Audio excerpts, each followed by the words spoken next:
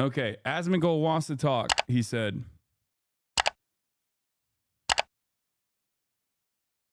So I'm going to try to talk to him about oh, wait, oops, I called the wrong person. About his take. Hello? Hey, can you hear me? Yeah, I can hear you. All right. Asmon. Okay. Yes. In the interest of fairness, I want you to explain what you said that I saw in limited clips earlier today, Yeah, I yeah, yeah. think. Okay, so basically, I find it to be really problematic that people put like a lot of virtue signaling, and I think it is virtue signaling for people that are supportive for like trans rights and LGBT rights when they support countries that kill people and prosecute them for being LGBT. I think Okay. it's a huge problem, and I don't think you can have both of those things. So when you were saying like Palestinians exhibited inferior culture that's barbaric, you were simply talking about the hypocrisy. Is that what it is? Um, yeah, pretty much. I do. And somebody in my chat said that you said that I thought Christian theocracy was better. No, I didn't say that. Oh, what a fucking surprise. Okay. Well, here's So the thing, right? Yeah, go ahead. um Yeah. I want you to like fully explain because I want to understand I want to understand everything that you mean beyond the hypocrisy because like the hypocrisy version or the hypocrisy in and Yeah. of itself is one thing that we can address. It's a super simple concept. Well, But how I do you think there's feel a about that? broader, there's always a broader point beyond hypocrisy because online hypocrisy in and of itself, or even the invocation of hypocrisy or perceived Yeah. hypocrisy is seemingly a more damaging thing than like actual material harm, right? Oh, this Sure. person is hypocritical, and that's like a very common fucking Yeah. thing. I'm sure you experience it on a regular basis as well. It doesn't really matter. Most hypocrisy, I think, is derived from a misunderstanding that is often deliberate. I see it Yes. oftentimes with you. You've seen it with me. Everybody has it happen. It's Yeah, extremely common on the internet. Yeah. it's the Andrew Tate phenomenon, right? Where people Right. don't give a fuck about like what Andrew Tate may have done or may not have done, or all the shit that he has definitely done, right? Right. Yeah. And care more about like perceived hypocrisy. Mhm. Usually, they care more about that than anything else. So I Yeah, I think I don't there's a Norm necessarily, Macdonald clip about that. It was very good.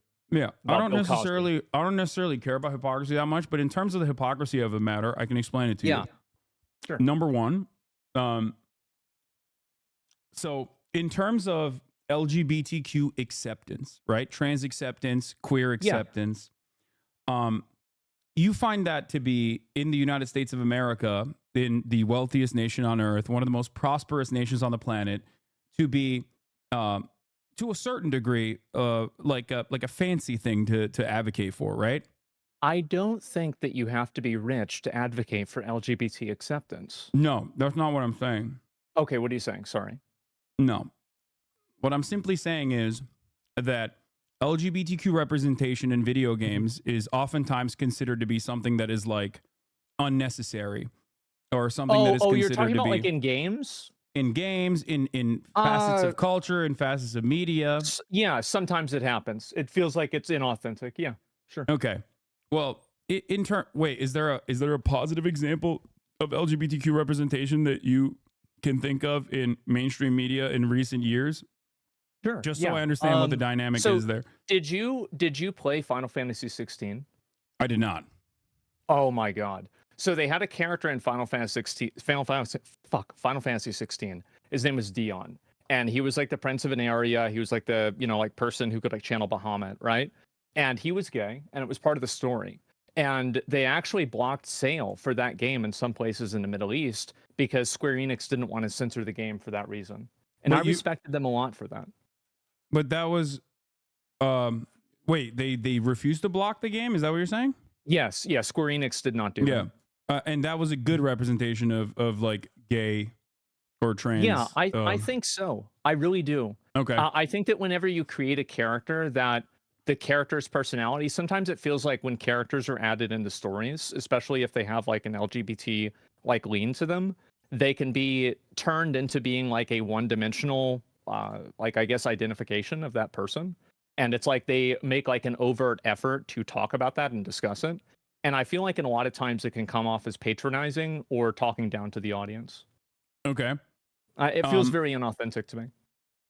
okay. So Yeah. there are instances where there's like gay representation, trans representation that's like ham-fisted and just simply Yeah. added on as Yeah, I think so. not a necessary vehicle for narrative development, but instead simply for identity points, right? Sure. To Yeah. to do diversity. Okay.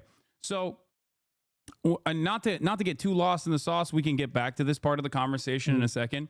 But my point was that like that level of LGBTQ representation, it's for diversity, it's for marketing purposes. Usually, it's just like sometimes it could be shitty narrative devices, but ultimately it doesn't really matter.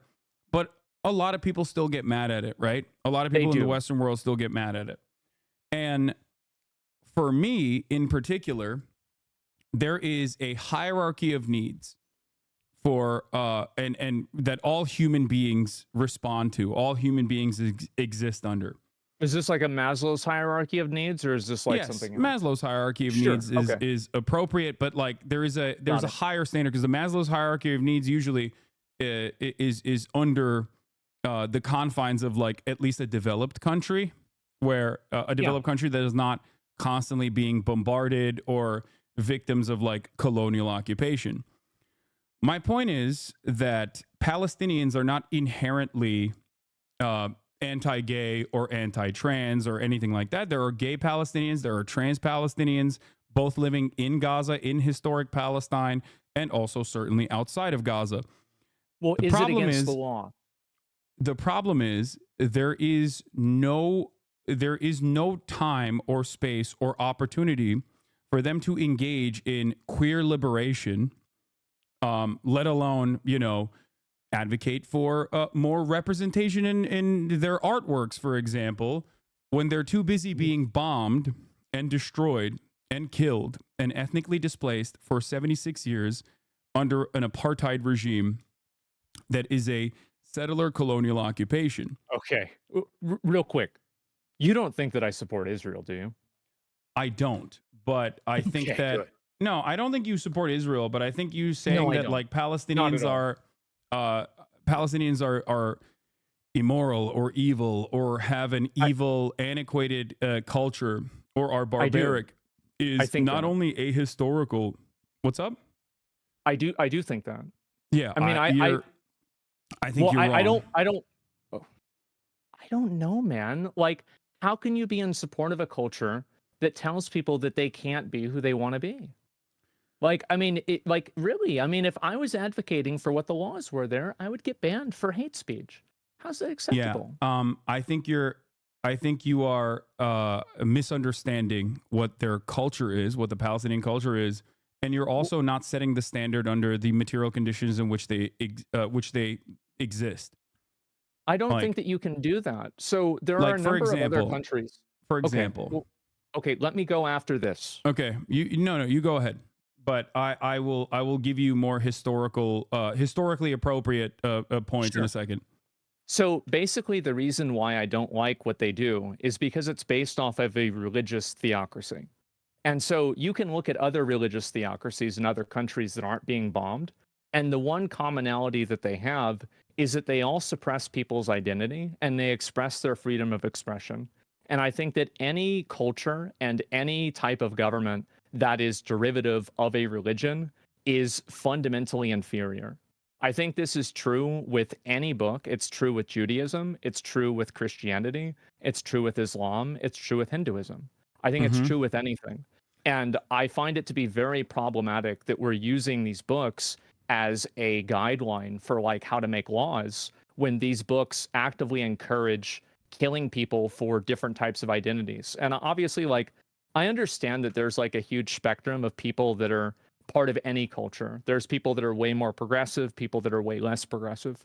But what I see is that I see countries that have laws that haven't been bombed, right? You look at like Saudi Arabia or like Dubai. A lot of these other countries still have the same types of expressions or same type of restrictions on the expression for LGBT. And I find that to be problematic and inferior. And I think that I want to make sure that this is very clear, because like, I don't want you to think that this is something that's like oh, the brown people over there are wrong. I would say the exact same thing for us, like the church, like Christianity. Like if you look at, for example, like Salem witch trials, it's disgusting. It's horrible. So all I'm saying is that I think that there is a standard that's being applied, and I don't really understand how that's defensible at all. I don't like, and that's what doesn't make sense to me. Is It's that not. like, okay, It's well, go not. ahead. Yeah, go ahead. But here is the problem. Okay. It's not defensible, but I think most people, including like the Yeah. gay Palestinians or queer Palestinians or queer Lebanese people, Sure. Anything. understand that there is no room for advocating for civil liberties in your own domestic policies when you are escaping bombing So campaigns. I see your point, So but do you this see is my the point reason. that This is the Sorry, reason go ahead. why so many of these countries, Mhm. whether it be Iran, whether Yeah. it be Afghanistan, whether it be Egypt, or many of these places that were far more liberal from Western standards, from the Western understanding of like social liberalism, Mhm. multiple decades ago, before Western intervention, are no longer as socially liberal as they once were. You're talking Because about like the 1917 Iran thing, basically? not 1917, but yes, Or it's circa 1979, 1950. excuse me. Yes, Yes. sorry. And when you look at the history of these countries, and not to say that like I don't personally think that Saudi Arabia deserves to be annihilated for having a religious theocracy. I don't personally think Israel deserves to be annihilated for operating within like liberal confines, but still maintaining a religious theocracy that is baked into now their constitution. Do you think Israel. that I support that? No, I don't think you support that either. Okay. But oh wait, well, in terms of the Palestinians, I think the quote was that inferior cultures deserve to be wiped out. Oh, I don't know about that. I feel like anytime that you're killing people based off of anything like that, I don't think that Israel or America or anybody has the right to come in and tell Palestine how to live and for them like what they're supposed to do. Right? I'm not trying to tell them what to do, but if you want me to accept their culture as being equivalent to ours, I won't do that. Okay, And I do think that it's worse.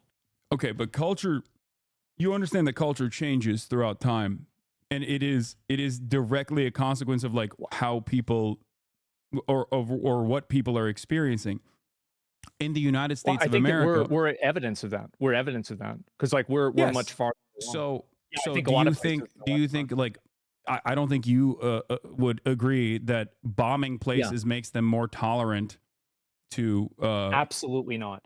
yeah. Okay. And Absolutely not. I don't think that you think that like nuking America, for example, circa 2013 when gay We're, marriage was we're not going to bomb the gay into them. I understand that. okay. You're totally right. Okay. So Yeah, in terms of some of your statements, yeah, like not only I think you're wrong on the history of queer culture in Arab countries, in Muslim nations in general. I'll give you one example. The Ottoman sure. Empire actually decriminalized homosexuality in the Tanzimat era. I think it was like 18th century. Hmm. And before then, it was not even like a problem. It was never an issue. Far before Western nations ever actually decriminalized or made it legal to be gay. And this is oftentimes a not really mentioned aspect of the Muslim world or Muslim culture or the Arab history or the region's history at all. Most people Yeah, don't know this, and it's like genuinely shocking to them. You might maybe even be shocked to find out that the Ottoman Empire, where Palestine was seen as a safe haven for Jews as they were escaping the Spanish Inquisition, for example. and many other pogroms that Jewish people experienced in, especially in Western and Eastern Europe. The Ottoman Empire in the MENA region, all the way that spans to Morocco, was seen as a safe haven and safe harbor for Jews, where they were allowed to coexist in far better conditions under Islamic rule, technically, that was far more honestly, tolerant. I would go even farther than you are. I think that back then it wasn't just the fact that they were accepting of gay. I think that they were way more scientifically oriented. They were way more focused on learning and mathematics. I think that's evidently true. I don't think anybody would say the Ottoman Empire was shitty or anything like that. I think they were very progressive for their time. It's not even a Yes. question. So I totally agree with you. But things have changed in the region since then. They sure have. So what do you think is the difference there? Like, what do you think has happened in the hundreds of years that have passed, that have gone by, or especially in the last 100 years? Why has the attitude overall in terms of governance changed so dynamically and so dramatically? I think there's probably a bunch of different reasons for it, right? I mean, it's not like one reason, but I don't think that are we trying to imply that it's like American imperialism and interventionism that's caused this to happen? Is that kind of like where you're going with no, this? I am saying that. Yeah. America not only directly armed Yeah. and radicalized fundamentalists in the region, including but not limited to Afghanistan, for example, with the Mujahideen, because they were seen as like a fighting force that they could use against the communist adjacent Afghan government or the USSR, inevitably, when the USSR did invade. But also beyond that, the most nationalistic or the most militant fundamentalists were perceived in Iran, for example, as the true liberators that were not willing to fight against the Western-backed Shah regime, the Western-backed monarchy in Iran. So that's the reason why a lot of people, whether they agreed with it or not, ultimately on the social front doesn't really matter. They were like, these guys are going to protect us. These guys are actually fighting back against this ruthless rule of the Shah that was, falsely torturing people on a regular basis. Okay, so that's if your argument is that, well, how do you reconcile that with the fact that there are other countries like Saudi Arabia, for example, that don't have that history but still have the same laws? Oh, that's a great example. Saudi Arabia is allowed to exist like that because they have a valuable resource that they are gladly and willingly coordinating with the Western powers on, in terms of OPEC plus. They have oil. Doesn't that? So did Iran, but Iranian oil was refined by British Petroleum, Mossadegh at the time. It was a social democrat, very progressive for the time as well, wanted to nationalize their own extraction industries. And this was seen as a massive slight and it caused massive harm to the profit margins of British Petroleum and the American intelligence and Western intelligence cooperated to overthrow Mossadegh very openly and very clearly. They implemented the Shah regime. He was brutal. He was a brutal autocrat. He was a monarch. People hated him. And at the end of the day, it was the Islamic Revolution and the fundamentalist forces that were the most successful in terms of fighting back against the Shah. That's the reason why they overtook the country and have been dominating the nation ever since. There are plenty of gay and trans people. By the way, Iran is actually weirdly very pro-trans, but I'm sure that you probably didn't know that. They're very homophobic, but they are very pro-trans. A lot of cultures are actually very pro-trans, way more than the United States of America. Maybe to a fault at times, like Iran, when they do forcible gender. You look at like Native American culture, I think it's extremely popular. Norse culture, I mean, you could say the same thing about Loki, right? It's like the idea of being trans is like super, super, super old, like Shiva, right? Another good example. So I think that's true. There's a concept of third gender in India, Pakistan, and many other places as well. So but that's besides the point. So what I'm trying to say is we cannot exist outside of the material condition that we are subjected to. If you are living under a ruthless, corrupt autocratic rule, and there's a group of people that say, I'm going to fight back against this ruthless autocratic rule that is like Western power backed, then people will be on board with that. They're going to be like, oh, this is great. I love this revolution. I'm on I board. Okay, so I can go even farther than that.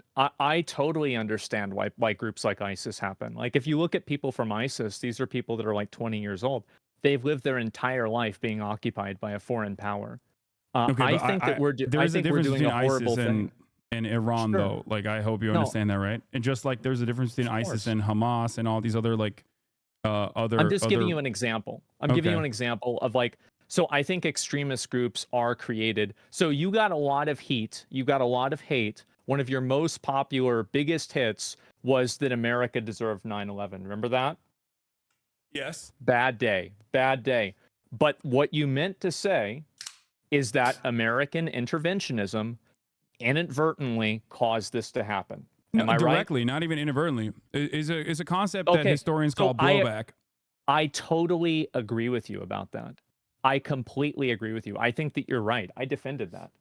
Yeah. So my perspective is that I don't think that we can blame, like, I don't see the logic that all of these other countries that are like, from the West, right, that are like much more progressive are somehow intervening and making this like these other countries in the Middle East hate gay people and like want to kill gay people.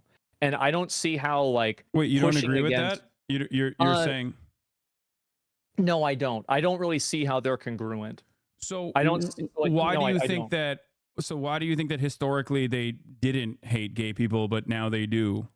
Like, don't you I'm not don't sure. you recognize that like culture changes? You said that you understand that like the Ottoman Empire Sure. was more progressive in But comparison to like its European counterparts in terms of like the way that they view gay people, even or homosexuality in general. I think that Um, we can come to the agreement and like we can talk about historically all you want, right? I think that in some cases like that's true. In a lot of cases, like the way that this is perceived around the world, like Romans looked at it differently, Greeks looked at it differently. Everybody's looked at it differently, but I'm talking about what's happening today. And if I'm looking at yeah, those but cultures today, those are cultures that are oppressing people based off of their identity. And at a well, certain point right when now, the Palestinians don't have any structural governance to be able to do that, regardless. So there is no like gay oppression happening in Gaza, because the only oppression that's happening in Gaza is that Israel's lighting them on fire with regular frequency. Um, and we're paying for it. yes. So um, in terms of like Islamist Yeah. fundamentalism, right? Yeah. In terms of Islamist fundamentalism, or Mhm. the way that like you perceive Palestinians as viewing gay people, Yeah. There has never been an opportunity for for Palestinian people to engage in queer liberation, because in the hierarchy of needs, the number one need for them is to stop Israel from killing them, is to stop Israel from dominating them, Mhm. since 1948, and even Right. before then as well. But after Israel was formed in 1948, that has been the game for the most part. They have never had an opportunity to even think about queer liberation. If your house is on fire, you're not going to be spending a whole lot of time thinking about the color of your curtains, Mhm. right? And that's what this is. Much larger there's a much larger problem at hand. And this is precisely the reason why a lot of people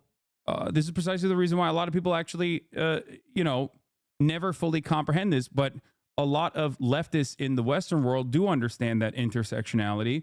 And regardless of like the perceived queer phobia from Palestinians and Mhm. Palestinian governance, they still, of course, offer solidarity. I said this earlier, and I think it's a take bear repeating. I'm in Sure. favor of Medicare for all and universal social safety nets in the United States of America unconditionally.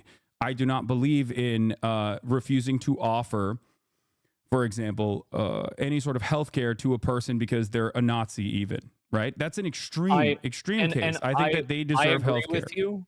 I agree with you, and I would even go farther than that. I think that if somebody's an illegal immigrant, I don't think that we should ever tell. I think it's disgusting to tell a doctor or tell a healthcare provider to let somebody die or to let them bleed out or Okay. something like that just because of that. I completely agree with you. I had to pay my taxes recently. I'm sure you're probably about in the same place. It was 7 figures. And so I have no problem Well, with I live in that. California. It's pretty You got a significant, bet. Yeah, it's but I don't not care. good. I don't And mind that. so I don't either. I used to be paying for people used to pay for my food stamps. Now I'm paying for somebody else's. And if Yeah. they raise my taxes to pay for Medicare for all, I would be happy and I would vote for that. So if you I would be understand very that, much in right? support of that. So For sure. so you recognize that. You would you say that like a religious enclave Yeah. in Alabama, for example, deserves to be wiped out for their understanding of like gay people, like a white religious enclave Oh, in oh, Alabama? absolutely not. I Okay. don't think that they deserve to be wiped out, but I would not advocate for them. I would not look at that group and say, this is a group of people that I support. So you can I would understand where the not confusion support comes people like that. from when And you I can said that see about that. Palestinians, That's why I right? wanted to. Yeah, sure, right? Sure. And that's why I wanted to talk to you about it, right? Because I think that you and we had a conversation about this before, and I can very much easily empathize with Palestinians. Of course I can. But I don't think that it's entirely true that Palestine, like, I mean, didn't Palestine support Hitler? Pretty No. sure they did. The No. mayor of Palestine supported Hitler. What you're talking about is the British colonial British colonial occupation put forward a leader. Oftentimes in colonies, when you engage in like colonial actions, like and British Mandate Palestine was obviously a colony of the English. They will appoint a person into a position of power that is more acceptable to British needs and desires in the region to dominate the people. This is, I mean, history is riddled with examples such as this one. The Palestinian Grand Mufti was a singular person who went and linked up with Adolf Hitler He and did. you know thought that he could coordinate with Adolf Hitler in terms of like ridding Palestine of the Jews. Having said that, however, Which 11,000 that sounds pretty bad. it does. That that But yeah. when you realize that one, there were also Jewish militias, early Zionist militias that also Mhm. sought out Adolf Hitler's help and tried to coordinate with Adolf Hitler. You understand that this has no bearing on an entire people and what their actual attitudes were. Not only that, but also 11,000 Palestinians actually fought alongside the Allied forces against Adolf Hitler. So Palestinians by far greater numbers actually fought against Adolf Hitler than the one British occupation guy that actually linked up with Adolf Hitler. It's actually a common historic Holocaust revisionist talking point that Israeli Prime Minister Benjamin Netanyahu once famously utilized as well, where he falsely claimed Mhm. that Adolf Hitler did not want to kill the Jews until he talked to the Palestinian Grand Mufti, who gave him the idea of killing the Jews and doing the final solution. This was such a gross historical revisionist talking point that obviously the entirety of Israeli society actually criticized Benjamin Netanyahu for saying such But a he did want to ridiculous. get rid of the Jews though, right? Yeah, but it's a singular Okay. person that has no bearing on real Palestinian existence, especially when much larger numbers of Palestinians fought alongside the Allied forces, right? I think that it definitely does matter if a figurehead of a country is supporting Hitler. I It's think not a it figurehead of a does. country, though. It's the figurehead. It's an appointed person And that that's has the no thing. bearing. And For I example, feel don't you feel like it's a bit unfair for you to attribute every instance of bigotry and bad behavior to being the West's fault? no, I At think I what have a point very are realistic. I have a very realistic and materialist analysis of these sorts of things, where I think that Mhm. people don't have time to fight for gay liberation when, like I said, they're too busy trying to literally rebuild their homes after it's bombed, especially by a force that doesn't have like automatic heat-seeking missiles that avoid gay people. You know what I mean? They're killing gay people and trans people in Gaza every fucking day.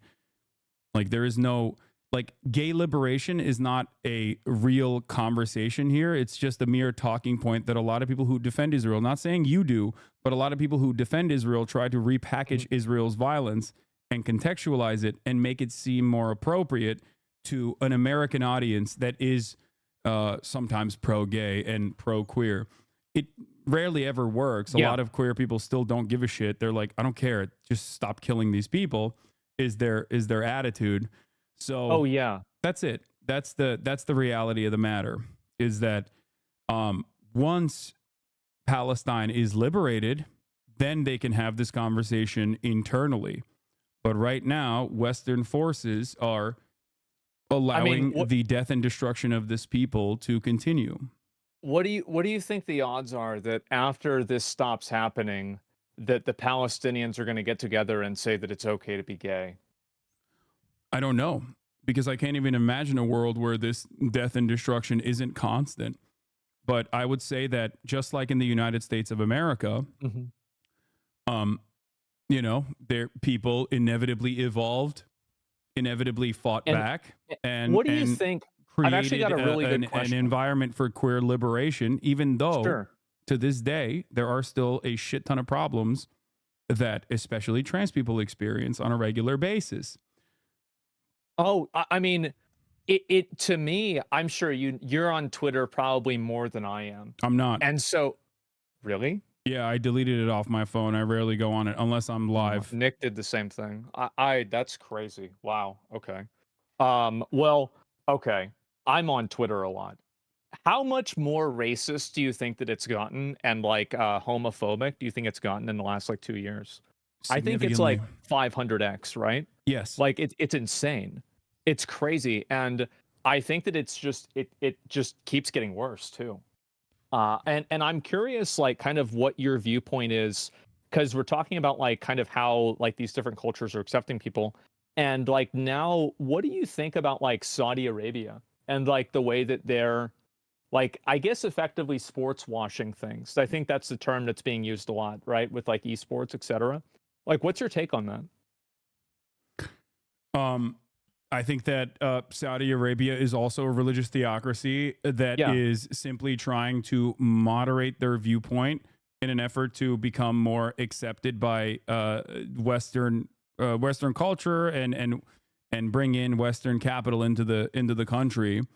Ultimately, if they did become a queer safe haven, for example, overnight, there's still plenty of issues in Saudi society in terms of utilizing slave labor, in terms of death and destruction that befalls like indigenous populations in areas where they want to do building projects.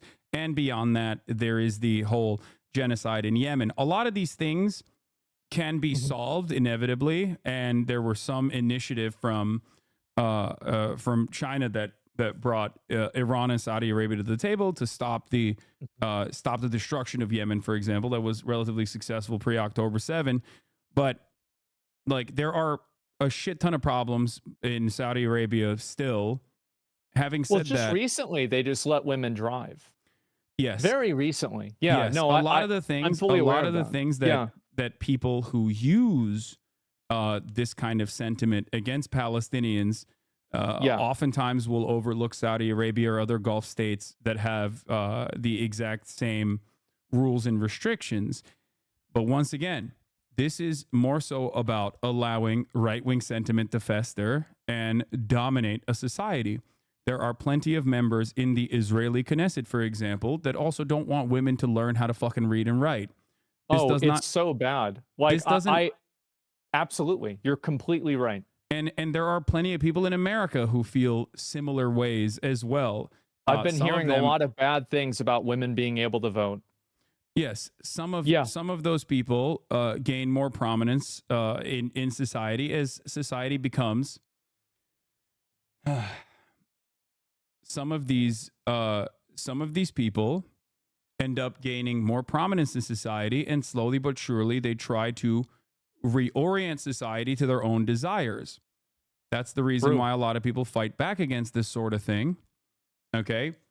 That's the reason why a lot of people fight back. Gay people, queer people, people who are aligned with them fight back against this sort of sentiment in an effort to make sure that it never turns into a society that does this kind of thing to gay people, queer people in general. So Does it again? Well, we used to do it for a long time. I mean, gay marriage being legal is very, very recent. yes, and it's No, already I totally support that. yeah. So my point is, Yeah. we've never given the opportunity to many of these countries in the MENA region uh, to be able to have the freedom to continue developing and have their own civil liberties and have their own fight for civil liberties. And we will never be able to see what it would look like if they were given the opportunity without our intervention. We can only look to the past where that intervention wasn't as severe and point to a time when they were relatively open minded, especially in comparison to their European counterparts. But the way that we see what they do, okay, is never translated to the way that we operate here in the United States of America.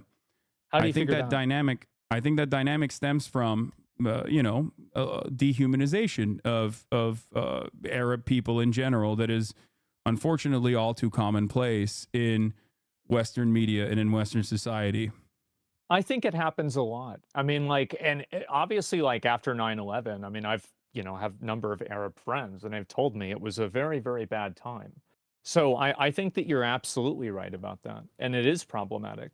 I don't Okay. really think that I don't think that it's fair to say that, like, of course, like all people that are Arabs, and also like, really, it's not about being an Arab. It's about having a religious theocracy that enables you to dehumanize other people. Yeah, Because you want to talk Palestinians about don't have a theocracy, by dehumanization. the way. Just so you understand, like they don't have anything. They don't have any sort of like real, valid form of governance at all. They have never been allowed to have a real valid form of governance or any sort of autonomy or any sort of sovereignty, at least, especially since Mhm. 1948. Sure. But like in all of the other places in the same area, pretty much all of them that are doing their own governance Hmm. come to the same conclusion about gay people. Yeah. They pretty much, yeah, So, they do. so you okay? So this is really interesting that you're saying this because Yeah.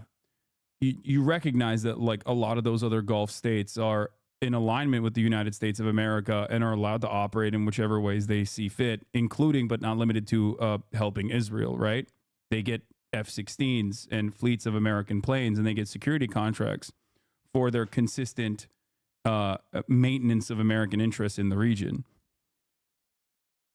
Do you think I support that? I don't. I I'm don't. not even. I'm not I even don't. saying if you I support it or not. so I'm so simply here's the stating that thing. like Oh, go ahead. monopolizing an entire region of people and assuming that they all are operating on the same boundaries is incorrect. It would be Of akin course, to there's always going to be people that are like that. But I also think that they do the same thing to gay people. In the same way that, like, you're looking at everybody and they actually will do it. It doesn't matter whether a gay person is a good person or not. If they're gay in that culture, they can lose their life, they can go to jail, they'll have their okay. life completely ruined. Okay, Uh, you understand that there's a difference between a sovereign nation state that has been a monarchy that America has like funded mhm. and allowed to foster with whatever kind of autonomy, sometimes impunity, as a matter of fact, uh, versus like the Palestinian population, though, right? I think that definitely there's a big difference, but what I'm saying is that I don't think Okay. that difference has been manifested. Like, the difference is that when you have a culture that is derivative off of a religion that I think is oppressive and it hasn't been modernized, you have people that are using it as a tool to oppress other people. I do genuinely think that cultures that are built off of religions like that are inferior. And I Okay. think that we've worked really hard to get away from that. And that work isn't done yet. I think it's still going on to this day. Okay. And it's disappointing for me because I've seen things go backwards a lot. I think in the Hmm. last 2 years, they've gone backwards in a tremendous way. You see it on social media. I saw like there was some bullshit thing about how 21% of Gen Z think Hitler had some good ideas. That's very concerning for me. It's extremely Hmm. concerning. Yeah, I mean, it's a lack of education It in is, America. among It's other really things. bad. But once Yeah. again, like what you are, what you're doing is something that I see a lot, which is Okay. a conflation of conservatism and Mhm. reactionary ideals with members of an entire religion. So in the United States of America, right, you have really, really freakish religious guys, right? You have people who want basically the same governance that the Taliban has over Afghanistan, but in the United States of America. Like there are people like that. I think they've got a lot in common. Yeah. They do. I think it's So 9 out of but 10. then in the United States of America, I'm sure you know plenty of religious people who are very tolerant, even if not literally pro-gay and pro-trans even. There are non-denominational Christian We've churches, for yeah, example, that we've are seen a lot of that. And I would apply I wanna make sure that, like, because I think a lot of times in conversations like this, there becomes, like, this othering of, like Arabs or, like, Islam. I don't really see that as an othering. I think that there's a lot of overlap between Christianity and Islam, right? okay. Especially in terms of, like, laws, etcetera, and things to believe. And I think that I would view a Christian, like one of these like super like religious zealot Christian people, I would view them trying to push that on other people as the same type of basically inferior culture. I think that it is inferior. That's why Y- we fought for years and years and years to get rid of it. Okay. So yeah, obviously chattel slavery was justified by Christianity, and chattel slavery was abolished with liberation theology, which is also Christianity. So Christianity, religion, played a formative role in both sides of chattel slavery, both in the justification and maintenance of it, but also played a formative role in the end, in the abolition of it. Right. That's true, So but I want to make so sure that we're drawing a distinction real quick between following a religion and then having a government that is a religious theocracy yeah. that bases its laws off of that religion. I think that most people that are of any religion just want to be able to get along. I Okay. think that's very much true. So But the problem is that if you have a government that is based off of that religion, I can't think of a single government that's based off of a religion that isn't bad. well, I mean, Americans are the American Republican Party is desperately trying to bring that back as best as they can, but I They're think trying to you make them they've made it legal to, teach it's mandatory now to teach the Bible in Oklahoma. yes. So You saw so that. Yeah. yeah, I did. So you understand that those are people, some of which are genuine like religious zealots, and others who are simply utilizing religion as a galvanizing factor to be like, see, I'm a religious person, right? Like Oh, I think people that have we know different somebody like that. aspirations. People have different motivations for why Yeah. they advocate for certain things. Okay. So that I very think same that that's principle, very common, that yeah, people use religion as a tool to, like, kind of enable that type of behavior. great. So Sure. so herein lies the problem. Mhm. That very same principle exists in the Muslim world, which is endlessly diverse, and there are it's the fastest growing religion. It is, It I is. think it might have actually overtaken Christianity in terms of numbers, I think it's a and 1.6 billion now. That's and the number yes, I last heard. and Yeah. religious governance differs from country to country. I'm Turkish. I come from a country that is nowhere near as fundamentalist. It's supposed to be secular. Mhm. Obviously, Recep Tayyip Erdogan is very similar to Donald Trump in terms of in terms of how he utilized Islam to make himself to give himself a more prominent role in Turkish society. Was able to both bastardize religion and also simultaneously use it for social repression, social oppression, and cultural repression in general. So I personally understand like I've it withstood the direct consequences of that, of a society being redesigned, and perhaps that is the reason why I know that there's a difference between simply monolithizing an entire religion versus people who are championing religion, Islam in this case, Mhm. to meet their own authoritarian governance demands, and that's simply what it is. A lot of people don't like the way that their government operates. There are gay Muslims, there are queer Muslims, there are queer trans people. They have unfortunately not had any breathing room to be able to advocate for civil rights in many parts of this region because they have been consistently pushed back against, and also don't have any fucking time or space to be able to do such a thing when they're under direct occupation. That's the issue. But would you come to the same conclusion that basing decisions off of that religion and making laws based off of that religion is a bad thing? Yeah, of course. I don't. What do you mean? Okay. I don't agree in theocracy at all. Awesome. But wouldn't that mean that it would be inferior? Or, no, I wouldn't say that any culture is inferior to one another. I would, however, say that especially as it pertains to Palestinians, the reason why I don't think it's inferior over the one another is that inferiority is a very dangerous and treacherous language to utilize, especially when there are hundreds of thousands of dead and wounded people that are in the crosshairs of Israeli violence. I think that it works. If this is a semantics issue, and if like me saying inferior, if you think that that's dehumanizing or problematic, then I don't necessarily completely agree, but I can see where you're coming from. Well, I would say worse, or you could replace that with any other word that is just like not as good as. Yeah. But of course that doesn't represent. But even then, it doesn't matter, because then there's something that's better, right? The problem is American culture or like American actions are not necessarily better. That's my point. They on are. The basis of like it's not even a question.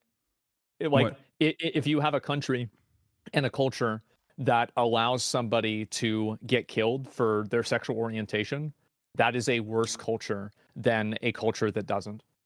I think there's no other way to look at it. There's something. So here's the thing. There's something that we do in the United States of America, or in the Western world especially, that creates this veneer, this aesthetic that we are somehow morally more progressive and more superior than other countries.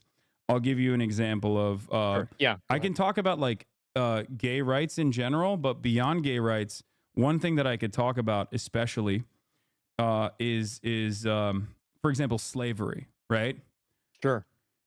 We often talk about gulags and slave labor being done in the USSR, in the Orient, like all the way over there, and how damaging that is. Whereas like being used now in Saudi Arabia. Yeah, exactly. Yeah, whereas slavery is literally codified in the American Constitution under the 13th Amendment. It's just that slavery is appropriate as a mechanism of punishment for those who have done crimes. Another great example of this is bribery, right? We often look at like the barbaric nature of like Pakistani society or Indian society where bribery thrives. Yeah, sure. There's so much corruption. It's bribery. We have codified bribery under lobbying? Under legal terms. Exactly. Right. Lobbying. Okay. So I see your point of view, but I don't agree with you about the slavery point. They used to take black people's teeth out of their mouths so they would give them to white people. We don't do that even to prisoners. No, I know, but it's still but slavery is still an inhumane practice, right? Like you understand that, you agree with that. I do, but I'm saying that the level and the severity of like the American like transatlantic slave trade is like several measures of worse than the way that prisoners are treated here. Of course.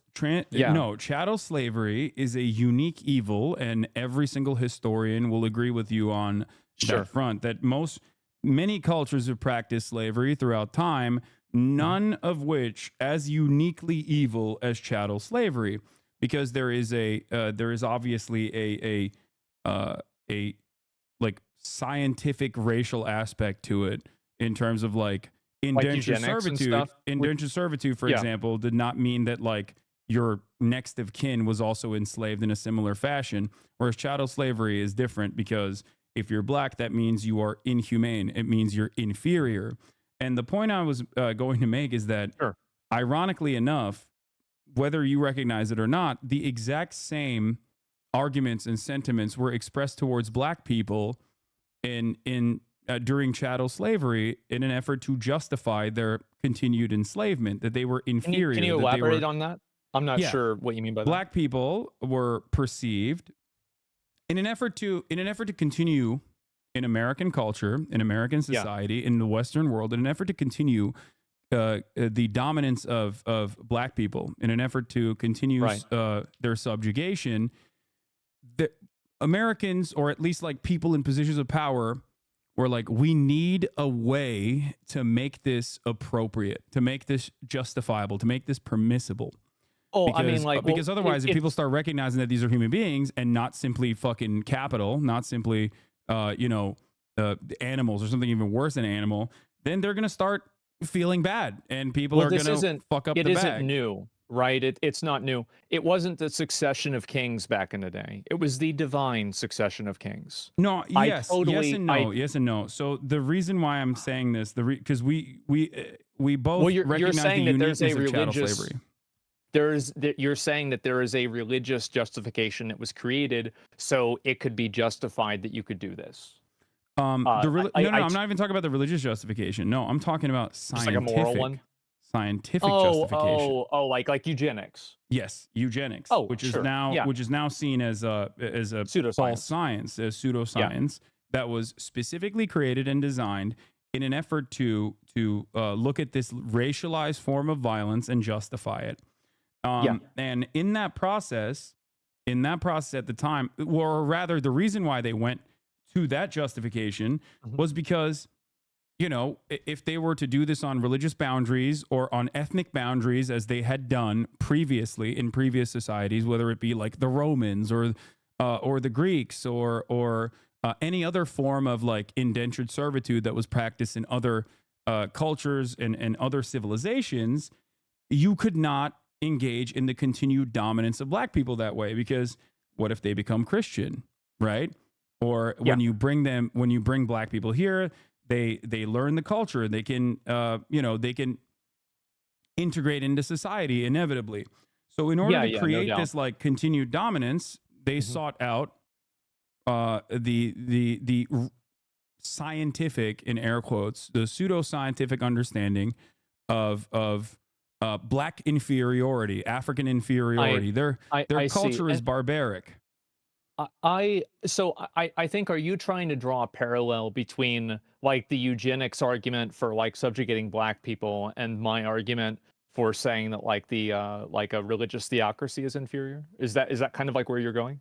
Where I'm going is that in order for Western cultures, in order for Western nations to continue their dominance over other nation states, there is a direct through line of creating an air of inferiority while simultaneously destabilizing these places in an effort to maintain their underdeveloped status, which oftentimes will result in people behaving in more violent manners.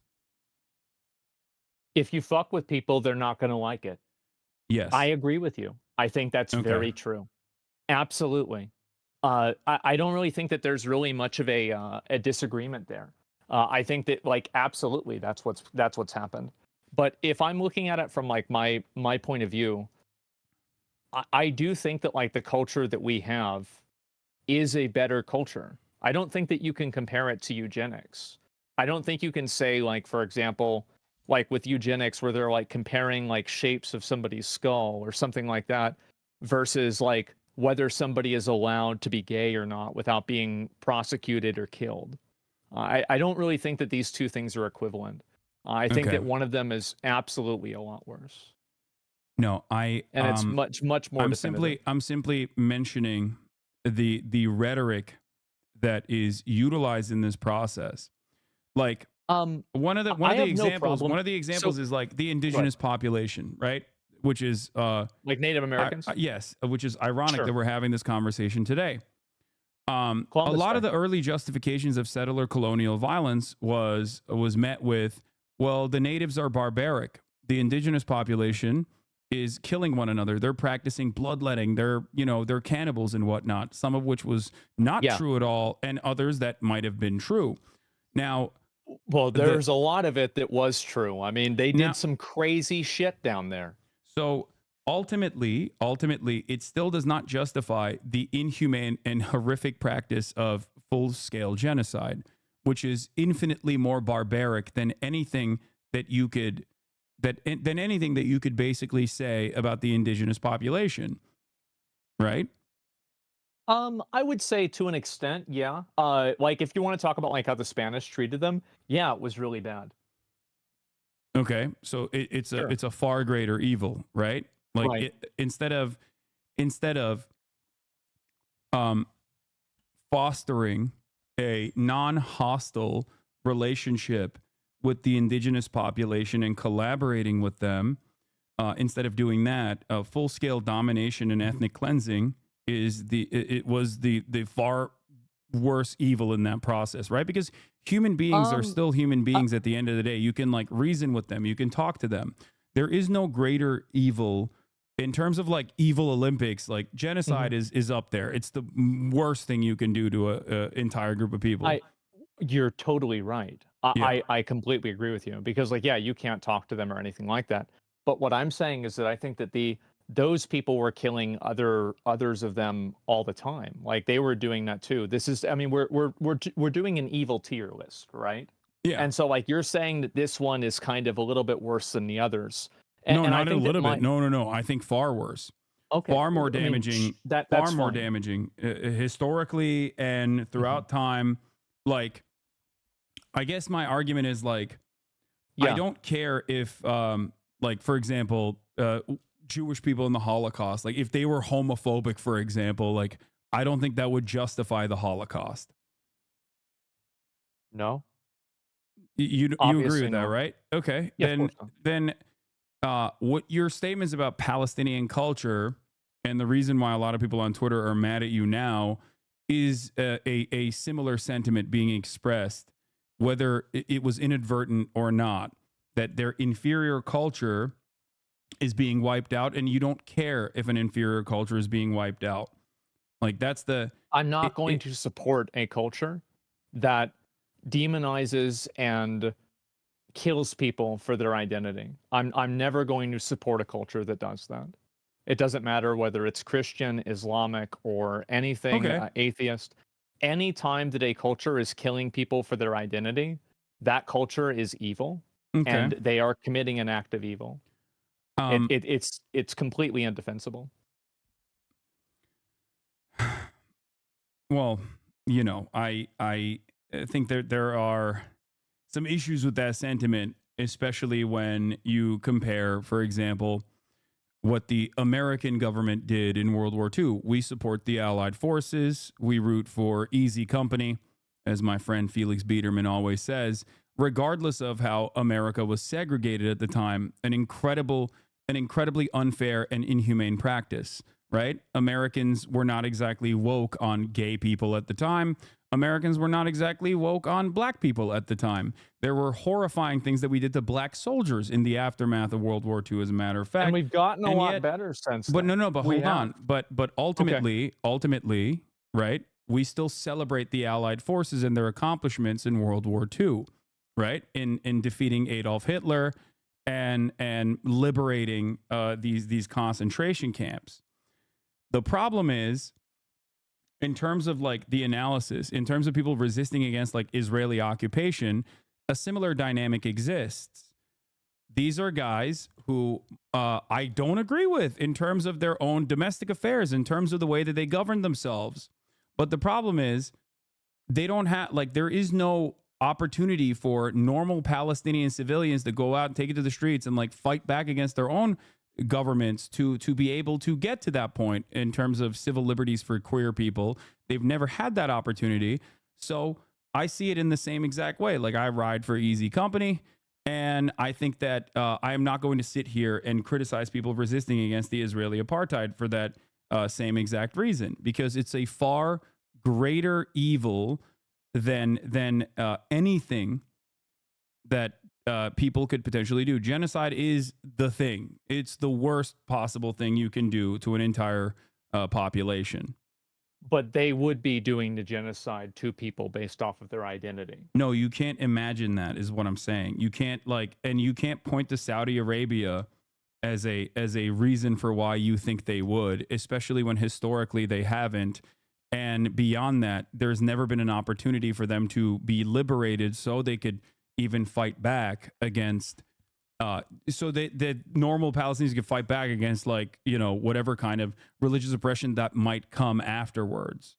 So your perspective is that you think that if Israel wasn't doing this, that Palestine would like basically progress through these social issues in the same way that we have. I think all people, when they no longer are subjects Mhm. of colonial oppression, will inevitably come to that recognition, just like Americans did, where there is more breathing room, where there's more of an opportunity for people to fight back, in that, like, work their way through those hierarchical needs.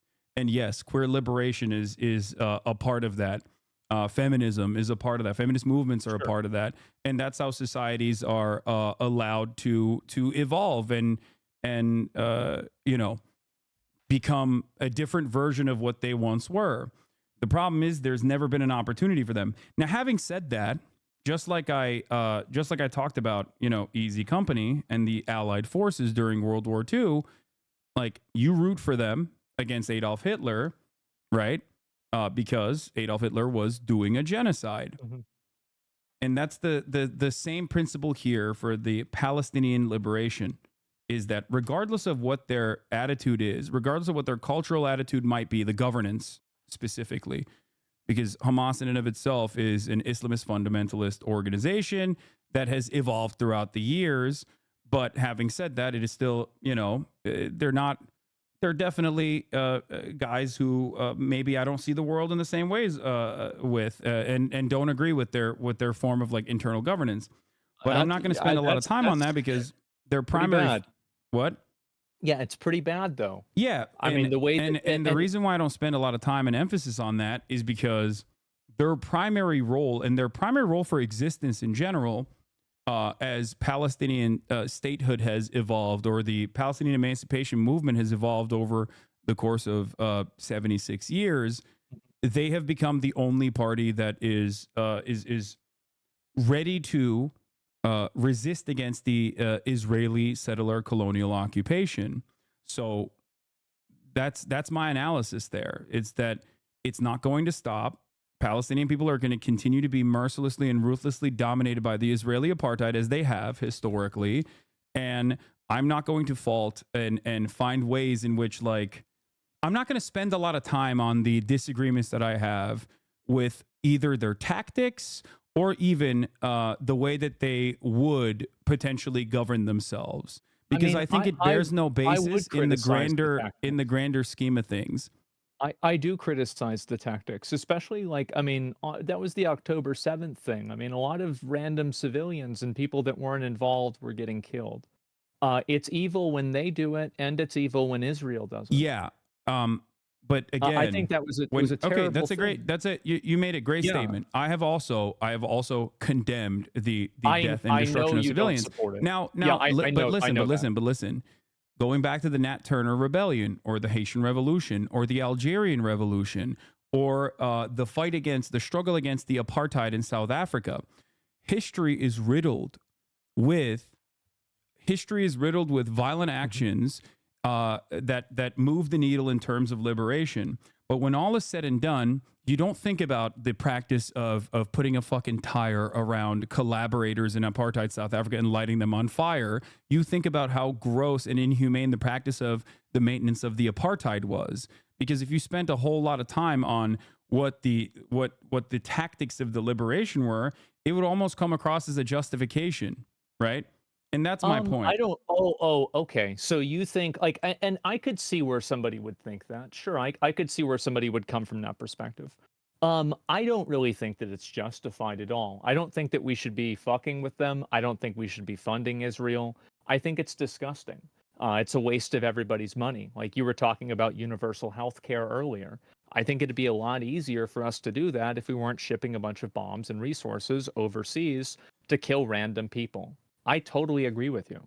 But I think that I very much think that it's wishful thinking that the moment that Israel stops attacking Palestine or Palestine has some degree of independence, queer liberation is going to begin. I think that that will only happen in the situation where a religious theocracy no longer exists in any capacity. Well, again, religious theocracy has never existed in Palestine regardless. They've never had a form of governance, let alone a religious theocracy, especially because do you think they're not making decisions based off of religion over there? Yeah, there is no religious theocracy at all. They're not like following the rule of Islam or anything like that, or whatever your understanding of a religious theocracy is. No, there are religious fundamentalists within the governance structure, but once again, it bears no.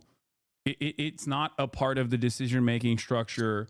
So where do you think they it got is not the a significant aspect of their. It's not a significant aspect of their day to day existence because where do you think being, they got the idea to kill gay people then, or to put them in jail? Where did that idea come from? If it wasn't from religion. What do you mean? Well, I like mean, so. Yeah, like where would it have come from? It is ultimately irrelevant in the grand scheme of things because they are still under a permanent occupation. That's my point. But it did come from. My point is that it came from a religion. Okay, religious theocracy is a religious. Okay, it's conservatism that you're criticizing, not specifically religious theocracy would be the final stage of conservatism in general. But what you're not recognizing in this process is that Palestinian civil governance, in terms of like, their mistreatment of gay people or anything like that, is totally and utterly irrelevant, especially when the only thing that we are doing in terms of our intervention there is to literally galvanize people with some more fundamentalist, some more reactionary perspectives by killing every single person. True. So if your goal is to allow if your goal is to I guess abolish homophobia, destroy queerphobia in general, you can't keep bombing these places. You need to allow these societies to redevelop, and then civil liberation will come. Just like in the United States of America, some form of that has existed, some form of that occurred because a lot of gay people and their allies fought long and hard, and inevitably in 2013 we allowed gay marriage to happen legally. Right? Even though there's always going to be a constant push and pull, there are still plenty of people who are trying to take that back as well. But my solution for that is never to bomb and kill and massacre people who have these opinions. I don't think that that's the right option either, but I'm not going to support a culture of people where that is the default.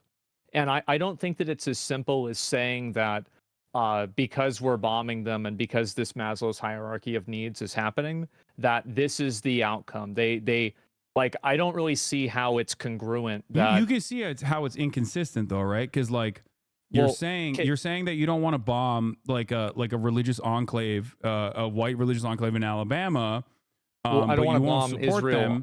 But if they were being bombed, I don't think you would sit idly by. You say this is fucking completely inappropriate. You wouldn't be like, well, they're inferior in terms of their culture, so they kind of, you can make up your mind on whether they deserve it or not. But I don't remember the exact quote you said, but like I'm pretty sure it was something along the lines of like, they're gonna get wiped out, and because they're inferior, that's fine. So if you view your fellow American citizens as human beings, the Palestinians are no different in that regard.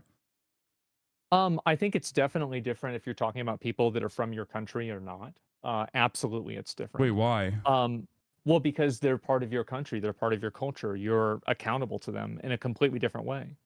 Like, of course, I'm going to feel more accountability and I'm going to care more about somebody who lives in my country than somebody that's across the world. Of course, I would think that. It's not even a question. No, they're not. Wait. But the underlying fundamentals here is that they're human beings with dreams. Sure. and different opinions, or maybe even the same opinions and same exhibiting the same stages of life that you're exhibiting, and therefore all life must be cherished, and their lives should be no different in your analysis. If we're looking at like right and wrong, their lives are no different, even if they disagree fundamentally with you culturally. They don't deserve to be bombed. No. I don't want to have them bombed. Like that's why I don't want to support Israel. I don't want to have anything to do with it. I don't want to support this. I Okay, don't want but to have Israel is anything to still do with it. I bombing don't. them, and Sure. when you say one culture is inferior in the process of them being wiped out, saying that you're okay with them being wiped out and not saying that you support them makes it feel like you're fine with the way that things are unfolding in I the don't area. want to involve. I don't want to involve and entangle the country in another issue like that. I don't want to be involved with it one way or another. And no, I don't think that if they stopped getting bombed, they would just start being accepting of these other people with these Well, different you identities. you don't know because we've never We do experienced know that. because there's other countries that are part of that same region that Wait, have the same laws, like Saudi Arabia or but Qatar. they're not the same people. You do understand that, right? Like even culturally speaking. They're coming from the same culture and they're coming from the same religion. No, that Asmongold. Do you I really don't know think how to that they're not describe this to making you. Well, one, because okay, you're talking to okay. someone who is from that culture and from that region, who is like of a Muslim background, comes from a 98% Muslim country. So, and you know what my fucking opinion is in general. You know what my worldview is. So I think you I understand that don't see there's that a doesn't genuine that's what doesn't diversity of thought there. yes, Monolithizing an entire region of and you people are is literally allowed that just you're allowed that diversity of thought because you're not there. no, that's not true. There are plenty of Turkish people who fight back against the Turkish government currently, and Turkey was significantly more secular, many, many years ago before the Erdogan regime came through and utilized religion as a bastardized version of religion as a way to invoke social repression. Turkey is still far more modernized and far more tolerant than some of these counterparts that you're talking about. But ultimately, there is no like singular attitude that every single person from this region has. Just like there is no singular attitude in the United States of America. That's why I gave you the example of like Christian fundamentalists living in a white enclave in Alabama Mhm. versus fundamentalists that exist in the region. They are not like there is no unified monolithic understanding within the Muslim world. That is not the case at all. And there have been plenty of initiatives to fight against social repression in these countries. It's just that it is virtually impossible to successfully implement these sorts of strategies when you're too busy worrying about like if America is going to bomb you or not. That's the point. Or if Do you America think props up Dubai is worried about America bombing them? who? Dubai? Yeah. No, that Dubai is the other side of the Dubai is the other side of the equation. That's the point. It's either you're worried about America bombing you, so you can't even engage in any sort of like initiative to fight back against your own government, or the American government is offering you so much security in terms of like the military that a violent repression is all but inevitable if you try to push back. The point, however, is that do you think that there are no homosexual people living in Dubai? Of course there are. It's more so that they are repressed and are unable to fight back because America has propped up these monarchs and given them a shit ton of weapons to be able to continue dominating their own citizens. I think that you blame too much of all of this on America. I think that America It's does not play a role in forget this. America. It doesn't matter. America is a catch-all term here. Like Sure. it's whoever is like offering religious fundamentalists an opportunity to continue dominating their own population. If it wasn't America, it'd be a different country if they were doing the same thing. That it just happens to be that it is America right now because it is the global hegemonic superpower. Sure. Yeah. No, I see what you're saying. I think that the big problem is that if you have a religion and you are basing your culture off of that religion, and that religion is used to oppress people, that type of culture is inferior.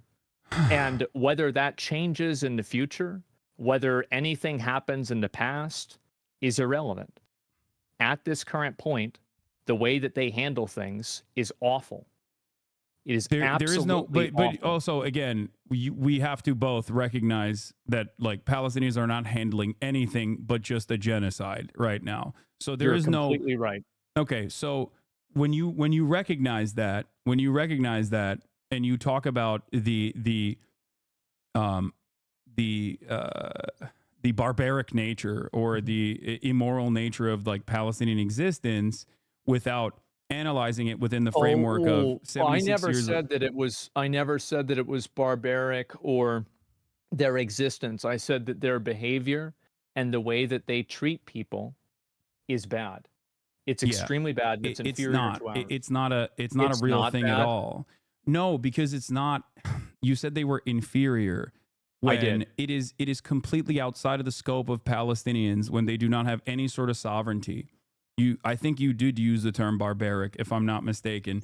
But once again, Well, the if you behavior consider is if barbaric. you The people are not, obviously, right? I mean, like, of course, every person that lives in a country does not have the same viewpoints, but the country as an entity, or any sort of group of people as an entity, does have this viewpoint.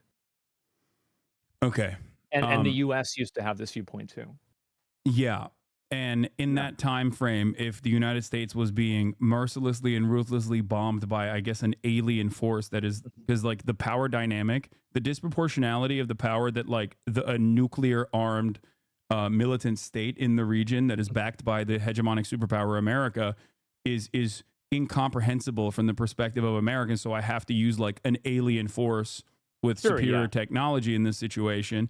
If we were getting fucking ruthlessly slaughtered by an alien force, I wouldn't give a fuck if someone was homophobic or not. I'd be like, thank you for fighting against the alien force. That seems awesome that you're doing that. I would actually arm up side by side with my fellow homophobic Republican, rabid Christian fundamentalist sociopaths to try and protect my home. And that's the point. I think that that's probably true to an extent, but there's not really an alien invasion. I mean, that's not even what's No, I know. happening. The only Like reason you're why I'm talking, using that as a what hypothetical is because there is I no world power that yeah. represents that disproportionality that America and Israel present over an Mhm. occupied territory of Palestinians that literally cannot even engage in regular foreign trade, and Israel dominates their life to such a degree that like they literally used to deny cookies from entering the Gaza Strip or pasta from entering the Gaza Strip, a practice that the Israeli Kojat authorities considered putting the Palestinians on a diet. That level of ruthless domination over the course of 76 years is probably going to harden you against the group that is dominating you, is probably going to make you hate the That's group that is dominating you. And sure, it's but you're not righteous being and dominated by correct gay to hate people. them. You're What's not up? being dominated by gay people. You're not being dominated by transsexual people. Like What? I totally agree that yes, of course, like No, it no. makes sense that Palestinians. Gay people and trans people are not a part of what I'm saying. I'm saying Mhm. that the gay people and the trans people that are living under those conditions in Gaza, Yeah. right, see Israel as a far larger problem in their existence than they do like Islamic fundamentalism in terms of governance, which hasn't even been like a real way that Palestinians be able to govern themselves because they've never had sovereignty. That's the point. And I talk to gay people in the region Yeah, all the sure. time. I talk to gay people in Lebanon. They have a similar opinion. It's not like Hezbollah is a fan of gay people in in Lebanon. I've heard about Eh, that. Yes. yeah, and yet they also view Israel as a far larger, far more violent, far more consequential force of evil than they do Hezbollah. Now, there are naysayers. You will find some people who are like, oh, I'm so glad that Israel is bombing Lebanon as a Lebanese person, certainly. But that is the reality that unfolds time and time again. And there are a million historical examples and a million contemporary examples I can point to when a much larger sovereign nation comes in and blows up your house. All of a sudden, you're not thinking about sucking dick. Okay. You're just not. You're not thinking about getting gender confirmation surgery or being able to fucking get your HRT on time. You're thinking, oh my God, my house exploded. what the fuck do I do? You're thinking I have to run, and you're feeling grateful for people who are fighting back. That's just it. And that's the existence for Palestinian people. It's not necessarily that they're like monolithically barbaric or immoral or inferior to Western culture. It's just that they're busy being like, I want cookies sometimes, and that would be nice if I could get it. And that's on a good day, by the way. On a bad day, like yesterday, they're thinking, oh my God, my family members burned in a tent hospital in Al-Aqsa because Israel lit it on fire. Well, who says Israel's good? Israel, like, I don't think anybody thinks Israel is good. But I'm just saying that, like, that culture, and like, again, it's if not you go back that to it, culture is my point. You can't monolithize an entire group of people, Asmon. That's the point. No, you can't. But what you can say is that the people that are controlling it, like you said with Hezbollah, these people are not fans of this, and I'm not going to try to be guilt-tripped into picking the lesser of two evils. And I don't think that after this conflict is over, if it ever ends, I don't think that they're going to magically get together and just let gay people do what they want. I don't think that's what's going to happen. You're imagining a world without any sort of evidence by pointing to other countries in the region that are literally directly at odds with these two groups of individuals that are directly funding and facilitating and allowing Israel to continue doing this kind of thing. By pointing to them and saying, well, this is just the nature of this people. And that is not the case. And that is my point. Oh, it's not the nature of the people. It's a culture. It's an ideology. It would be like saying, sorry, America is an inferior culture circa 2013, or America is still an inferior culture when Trump inevitably wins in 2024. And implement some of the things that they wanted to implement in terms of, like, the Supreme Court has openly stated that they want to fucking even revoke the Obergefell decision. Like, when that happens, I don't think you will say America is an inferior culture. I think you will say that there are a lot of religious fundamentalists that have overtaken this government and is now moving America in the wrong direction. And if you can understand that for your fellow citizens... I would say that. I would say that it would become inferior. Absolutely. Okay. And I think that if you compare our culture that we have now to 20 years ago, we are superior than we were 20 years ago. And I think that if you look at 40 years ago, it's even more the case. And I think it continues to become more. So you understand that. That's great. Okay. So my point, however, is that now add on to that equation a military force that is so much more powerful that, like, there is no global current existing counter. Like, I can't say this about China. Like, the difference in military might between China and America is that America is still far greater in terms of military superpower than China is. There is no comparison between the disproportionality of the violence that Palestinian people face from Israel and America that like suits the bill of, like, Americans potentially being dominated and destroyed. If Donald Trump was, which is the reason why I use the hypothetical example of an alien force with, like, mega nukes or something that can just, like, wipe out entire cities overnight, just to help you understand the proportionality of this violence that Palestinians are subjected to. If Donald Trump tomorrow came into power and moved America in that direction, and then aliens invaded America, I think yourself and myself, alongside everyone else, would try our very best to fight back against the aliens rather than turn around and be like, well, hold up now. You know, we gotta really figure out gay marriage again. We gotta bring back gay marriage right now. We can't do that. And that's precisely what has happened to the Palestinian population. I don't think that's what's going to happen. And I understand, like, I feel like you are very optimistic about this. I don't share that optimism. I'm not. I'm realistic because it bears no basis. Like, the cultural hangups at this moment are utterly irrelevant. Just like African tribes and their practices of, like, maybe homophobia or whatever the fuck people said at the time, some of which was true and some of which was not, did not justify chattel slavery, or the Nat Turner Rebellion did not justify the reaction to continue the dominance and the practice of chattel I slavery. think that there's nobody. I don't think there's anybody that's like justifying any genocide, right? I'm not justifying. I don't think anybody would justify. I know, That's but crazy. I think that when Um, you say that they're an yeah. inferior culture and I won't defend them, understandably people think, oh, okay, so you don't have an issue with the way things are unfolding currently. I mean, I think that people are going to interpret things however they want to in order to make it seem like it's something that fits their worldview that they've already decided on. Fair, I think but that, yeah, would you say it's fair that people make that would make that assumption about your statements when there's an ongoing genocide that you consider to be you know inappropriate and I think unjustifiable? Yeah, no, I think that it's bad. For sure. Of course it's bad. Okay, People are going to look at that. They're going to look at what I say, and they're going to make their decision off of that for whatever reason, right? I have no idea. One thing that I've learned on the internet is that it doesn't matter what you say. Most people have already decided if you're right or wrong before they watch the clip. That's really the truth. So I'm not really that concerned about that. Of course, I don't support killing random fucking people, right? Nobody supports killing random fucking people. But if you're talking about supporting a country and supporting a government or like a group that is in power, I would absolutely not support one that uses that power to oppress people based off of their identity. I that's think that, that's fine, and but like I I said, really hope.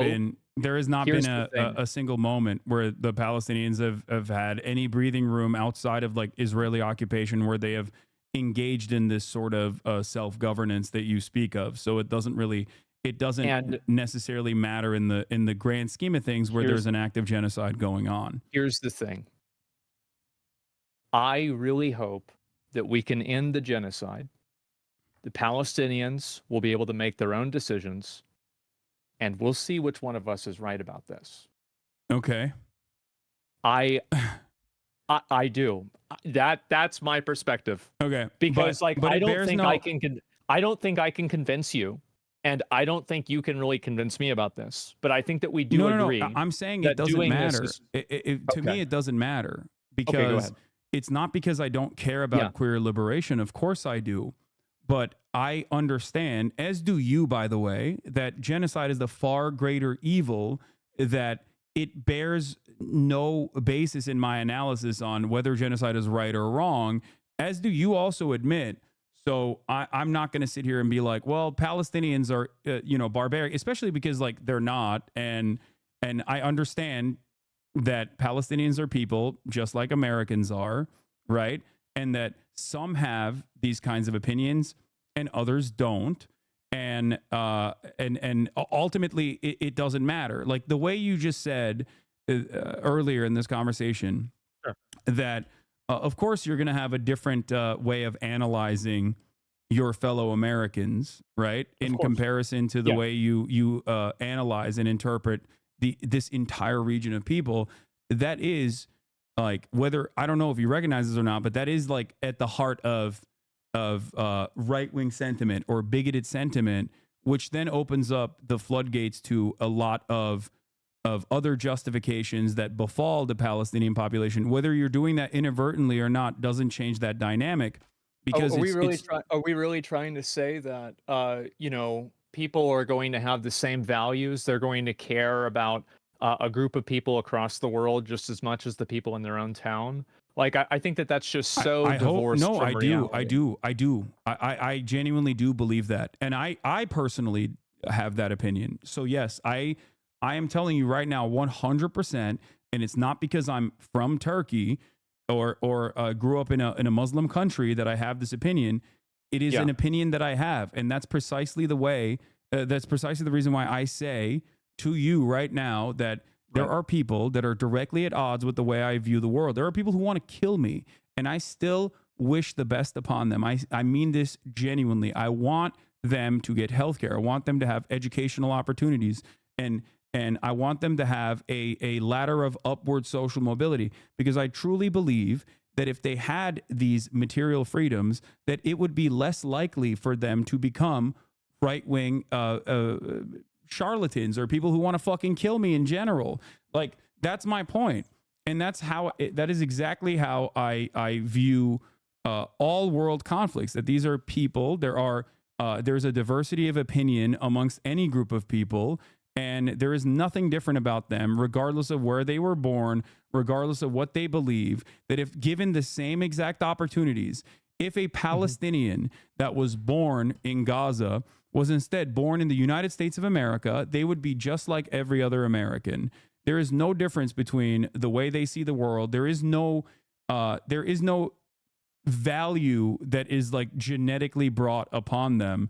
They are all responding to stimuli in the same way that you are. They're responding to their material conditions in the same exact way that you are. The only difference is they were born under a colonial rule, an occupation that is very brutal and very humiliating, that dominates every aspect of their lives, whereas you and I, myself included, were born in the United States of America, and therefore we have a tremendous amount more freedom in terms of in terms of what we believe, what kind of opportunities we want to pursue.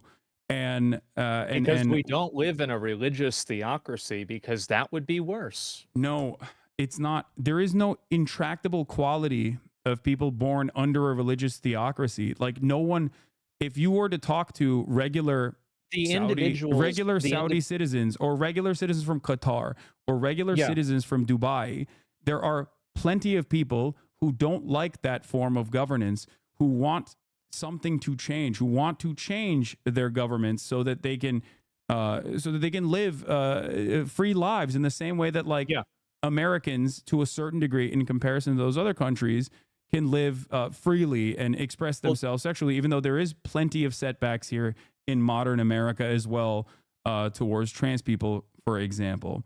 And the only difference is where they were born. And I don't think that is a sentence that automatically means that they're immoral people. I do not make my assumptions about an entire region of the planet just by the nature of where they were born. I talk to people as they're human beings. If you took everybody that was in China and you put them in a random place, what do you think the laws would be like? Do you think they'd be like Chinese laws? What do you mean? Like where? Like if everyone in China was born in the United States of America, I think that the American governance would be exactly the same. It's entirely dependent on the material conditions, and it dependent on geology, dependent on your natural resources.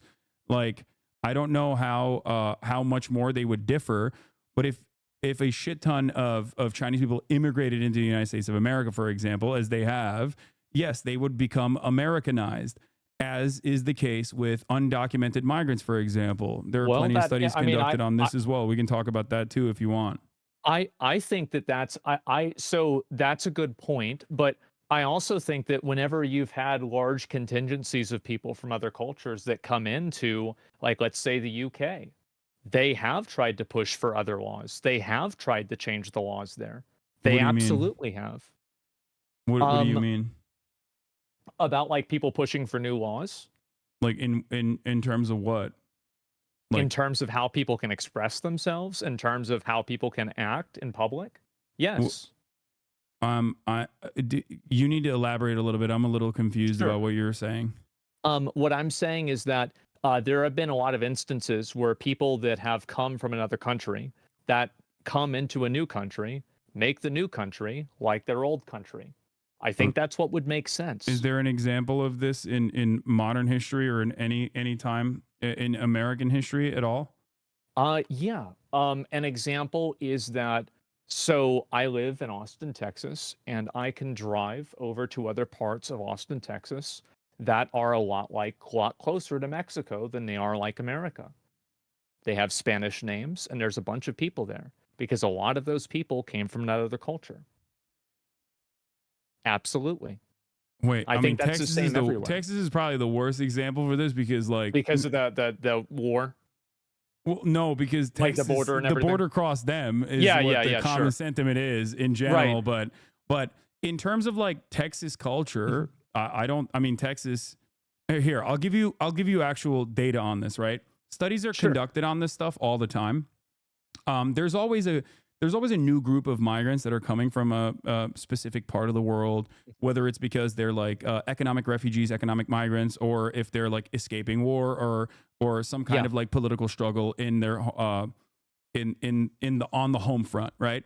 And whenever there's always dare I say violent resistance to that, and the qualities of that violent resistance, like that immediate reaction, doesn't necessarily change until they become a part of the in group. A great example I can give you is the Irish, for example, or the Italian migration Yeah. that has occurred in the United States of America. Similar attitudes were demonstrated towards Italian people or Irish people. Oh, they're changing the Look, culture. bro, like there are so many redneck, like Hispanic people here. The super Yeah, Republican, yes. And they are the ones that are always about build the wall. Yes, yeah. no, I totally, you're completely right. Okay, so Of they course that become happens. Americanized, and there's data for this as well. So the data shows that Oh, it by happens the and it second doesn't happen. generation, the data shows that by the second generation, regardless of where people are coming from, whether it's Guatemala, whether it's Mexico, whether it's a Latin American country or Norway, by the second generation or China, Americans assimilate almost completely, and by the third generation, they have completely assimilated. And there are examples of this around you that you can probably point to. People that are maybe two generations removed from being fresh off the boat, or one generation removed from being fresh off the boat, that are impossible to impossible to associate with anything but American culture. The people that We you had in meet my on a high school, we had a lot of Eric Hernandezes. yeah. I That totally understand what you're so saying. that is what I mean when I say like most people that come from other cultures that are deemed inferior or declared different ultimately do end up assimilating to Well, that the culture of the country that they immigrated to, well, 2 generations later and isn't the generation by same generation people. that changes rapidly. Well, I mean, you're talking about like, the way that one person is like 2 generations later. Of course, I'm not going to be like my grandfather. I'm sure you're not either. Of Yeah, course, people change over time. But yeah. I'm So that saying that if you take people from a culture, those are going to be their values. That is their values. Now, will that change over time based off of where they're at? Absolutely it will. Of course it will. But okay. it's not like a switch. It's not some like switch like somebody just comes over somewhere and they're just completely different. Yeah, And so, but ultimately, second generation, it changes. So, like their next of kin that is born on U.S. yeah. soil with the same rights and same responsibilities, like ultimately exhibit the exact same outcomes, regardless. Once they are firmly a part of the in group, so ultimately, I guess that like kind of goes it kind of goes against the argument that you were presenting earlier that you Mhm. also recognize, right? Like that these people, they come in and they are not monolithic. Okay, they are not monolithic in their understanding of the world at all. And while there might be some cultural differences, ultimately nothing like inferior or superior to one another. Oh, I don't no, I don't personally know engage about in that. that. I don't know about that. I think that there are differences that are inferior and superior. It's not even a question. Wh- I don't think that people are impossible to change. That is not but something that I having believe. to change them implies that they should change. I And don't think that's what people I'm saying. yes, I think that some things I should think that in change. terms of inferiority, I wouldn't necessarily say cultural inferiority. I'd I say conservatism. That's the way I view the world. Like from my perspective, I think that a lot of the things that people point to, a lot of the issues that people point to, actually is just simply conservatism being repackaged as like an intractable quality of a different culture. Okay, It's not let me ask you necessarily this question. because I Do you think once that again we'd be having this conversation if I said conservatism instead? Because like obviously like a lot of no, people of are course upset about not, it. because it's an entirely different Right. thing. Because conservatism can change. People can change their Mhm. minds. People can change their attitudes, but people cannot Uh-huh. change their like the way that they're analyzed by the in group that is the dominant group in power. If they're being analyzed as like an intractable, inalienable group of like a force almost that is like completely monolithic. Yes, if you were to say that the conservatism demonstrated by certain groups is inferior to I don't know, like broader. It's not even that their conservatism is different. It's I just just I conservatism feel like adjusted this to their is material conditions as I well. feel like you kind of have the same viewpoint on this that I do though. Like it's just that like your vocabulary is different. No, I because think that really okay. no, of course not. Because for me, it's not like the cultural differences. It's I like to say that there is a universality to hogs. I call conservatives hogs all the time. I do hog watch, whatever, Okay. right? And I've seen it. and the reason why I don't have an issue saying that, even though many people get very upset at me when I Of say course. things like that, is because conservatism or liberalism, okay, is just simply a way of understanding the world. Reactionary approaches to understanding the world is simply a way that you look at the regular stimuli that you experience on a daily basis, and your analysis can change. Your analysis can very easily change, and you can be an entirely different person. There's a shit ton of people that are in my community that used to be right wing on one issue or many other issues that have over time understood and demonstrated empathy and have changed their minds on these issues and no longer consider themselves to be conservative. Whereas Oh when you yeah. engage in like cultural inferiority in conversations like that, there is an intractable quality that is associated with this like entire group of individuals, and instead of or entire group of people, instead of individualizing them as like people that might have a different perspective than you that can change over time, you end up treating them as the other. And that is what I try to fight against on a regular basis here as well. Like there are groupings that are appropriate, like for Mhm. example, Nazis, people who believe in Nazi ideology or fascist ideology. You can group them just as well as you can group like socialists or any other form of ideology, and you can associate certain aspects of their understanding of the world as like you can Yeah. ascribe certain aspects of the way that they analyze the world as good or bad. But when you start talking about like inferior cultures, that sets up the opportunity for historically at least dehumanization, and also it justifies a lot of the atrocities that those people uh, end up experiencing. But you do agree that those viewpoints though are worse, right? What do you mean? Well, like for example, being against it's against the law to be gay. Like this is a worse Yeah, I think viewpoint. I think it's Okay. I Yeah. think that bigotry of that sort is of course abhorrent. I do not Right. agree with Okay. that at all. But I So how would you also define but that? I Like I mean, also would you would say not. I would you have. say conservatism is inferior to liberalism? I think conservatism is wrong. That's the way I see it. I do personally consider it to be inferior, but I also have the understanding that like the conservatives here in the United States of America are conservative within the boundaries that are permissible to American society. They respond to American material conditions. If Yeah. the conservative mindset, which can change, okay, because no one is born a reactionary, no one is born a conservative. But let's say someone was someone that is conservative here, if they automatically teleported and adjusted to the material conditions of like conservatism in Iran, they would be Mhm. no different than the mullahs. That's my opinion. Like, and that's precisely the reason why Oh, plenty of oh, Americans. yes. I totally agree with you about that. I think that if you got together a lot of preachers in like, these southern racist churches, you group them up with people from the Taliban, I think that they'd have a lot in common. Yes.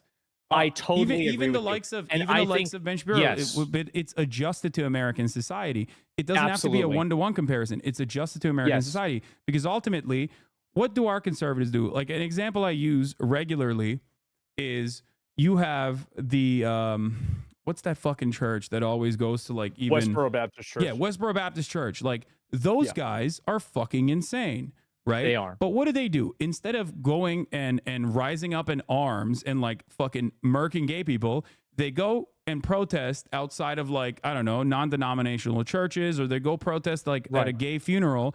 And then what do? They go back home and eat $5 jalapeno poppers at Applebee's because Sure. that is the material reality of living in the United States of America. A lot of your needs are fulfilled, a lot of your needs are met. If the dynamic was that America resembled, I don't know, the Korengal Valley, or America resembled fucking the material conditions of like a Gaza, you bet your fucking ass that those guys would absolutely, or Iran is a better example in this circumstance, they would be doing the same shit. They would be doing not even the shit that the mullahs are doing. They'd be doing ISIS shit. They'd be fucking throwing gay people off the roofs. You know what I mean? And thank God that we have American culture. No, but it's not. But that you see, in check. no, but that's not American culture. You see, that is American material reality. It is our material reality that we've created through our culture. No, no, culture is not what disagree. created this material reality. I absolutely disagree with that. Yes, it is American domination that that there is an invisibility to that has allowed us to live in the heart of luxury. There is no cultural underpinning that made Americans like exist in the way that they do. It's more so just military dominance. You think a culture has no impact on the success of a country? No, I don't think so. I think that culture is created after the material realities. Yeah, no, I don't think that there's like anything unique. See, that's what I mean. Do you think that there is some uniqueness to like someone being American? And if you think that there's a uniqueness to someone being American, then what happened before America even existed, right? Or if there's a uniqueness to someone being American, do you think that they like any person living somewhere else would directly be at odds if they were to come into the United States of America, and they would not be able to Americanize? I think some people aren't. And I'm sure there's a spectrum for that. There's some people that come into America and they Americanize right away. Absolutely, 100%. Yeah, myself. And, well, there you go.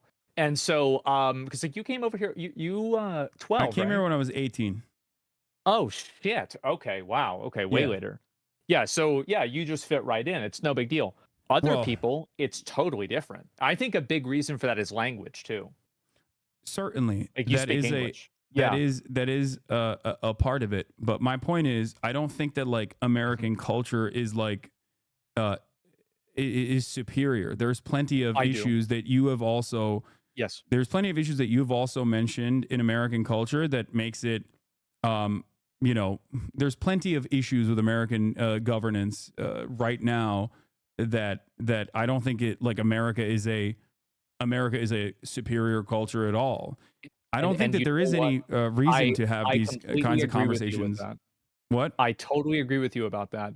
And I think that the evidence that it's a superior and great culture is the fact that we can talk about those things openly without any fear of negative repercussions. Well, I think it is.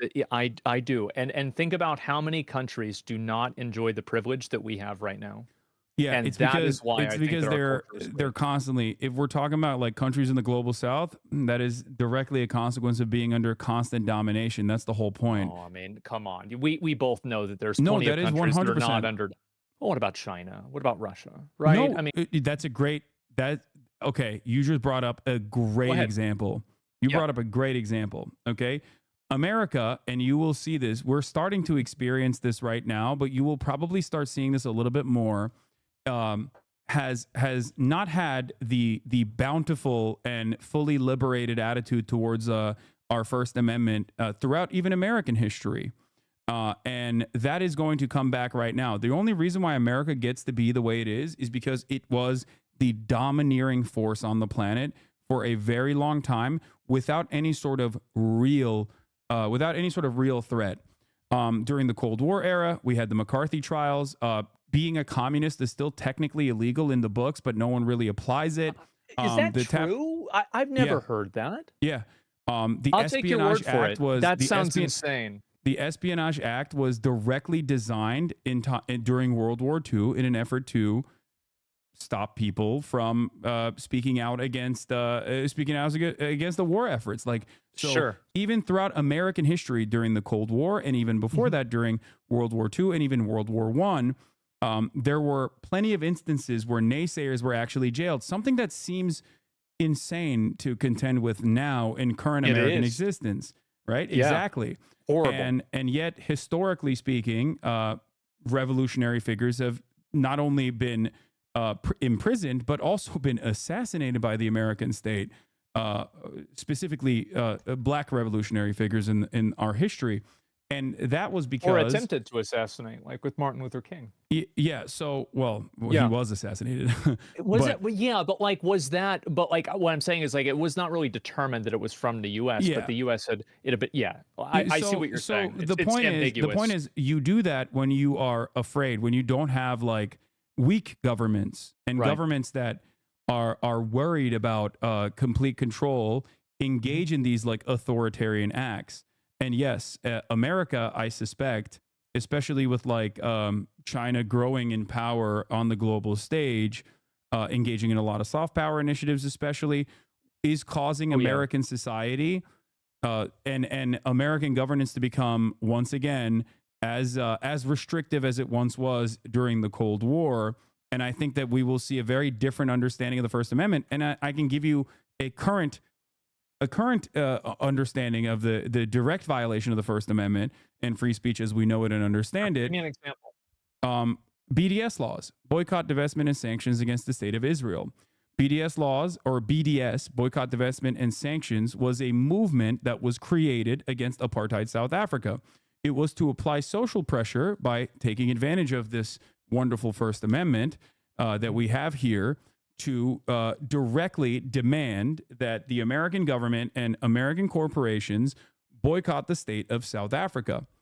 Now, Israel was a big ally to South Africa at the time, and they learned from the lessons of South Africa as the BDS movement was very successful in creating a shit ton of pressure and making South Yeah. Africa as an apartheid state into a pariah state. And what happened at the end of the day, South Africans also recognized that they were becoming a pariah state and could not continue their normal existence with like their Western collaborators and whatnot. And inevitably, the apartheid ended. Israel learned that lesson and decided to lobby the American government and lobby American Congress and write direct laws that are in contravention with the First Amendment. In 32 states right now in the United States of America, including the state that you're currently in, if you want to be a public school teacher, you have to sign a piece of paper, at least now. I don't know if you have any family members that are school teachers. You have to sign a piece of paper that says you will never participate in boycotting or demanding sanctions or demanding divestment from the state of Israel. Holy fuck! Are you kidding me? Yes. Oh my god! What a joke! I Yeah. never heard of that. So That's so fucking stupid. so that paired up with That's the new I I mean, like, no. Here's the thing, right? That's fucking terrible. You're totally right. yeah. That's all. Like, I mean, because yeah, this is bad. Okay. I don't know how this happens. I mean that happened over many years of people being like, well, the Palestinians kind of deserve it because Israel's our great Oh, ally and it's the only moral democracy in the fucking uh, region and it's the only democracy in the region. It happened with a shit ton of efforts to propagandize Israel's position as what it was not, which it was directly at odds of. And most people are completely and utterly unfamiliar. And any kind of person that was criticizing it, like a person like myself, was immediately branded sure. an anti-Semite for calling into question this foreign nation and their direct lobbying efforts to undermine American Well, First Amendment laws you got labeled as the anti-Semite of the day, didn't you? of the week from Of the week, excuse sofantisemitism.org. me. Yes. Yeah. So So like, and I do want to make sure that like it's very much established that like in the same way that criticizing any sort of like Zionism or Israel or whatever is not anti-Semitism. It absolutely is not.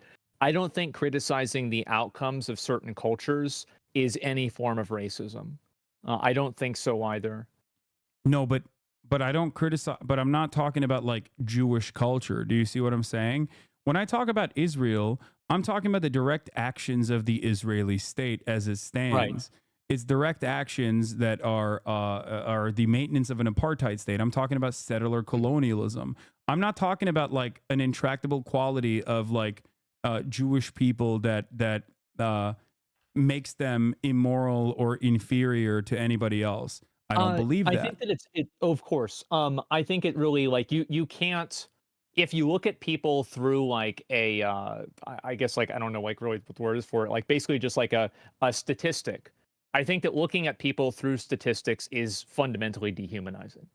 I think that you're right. Of course it is. Okay. It's by definition Like, dehumanizing.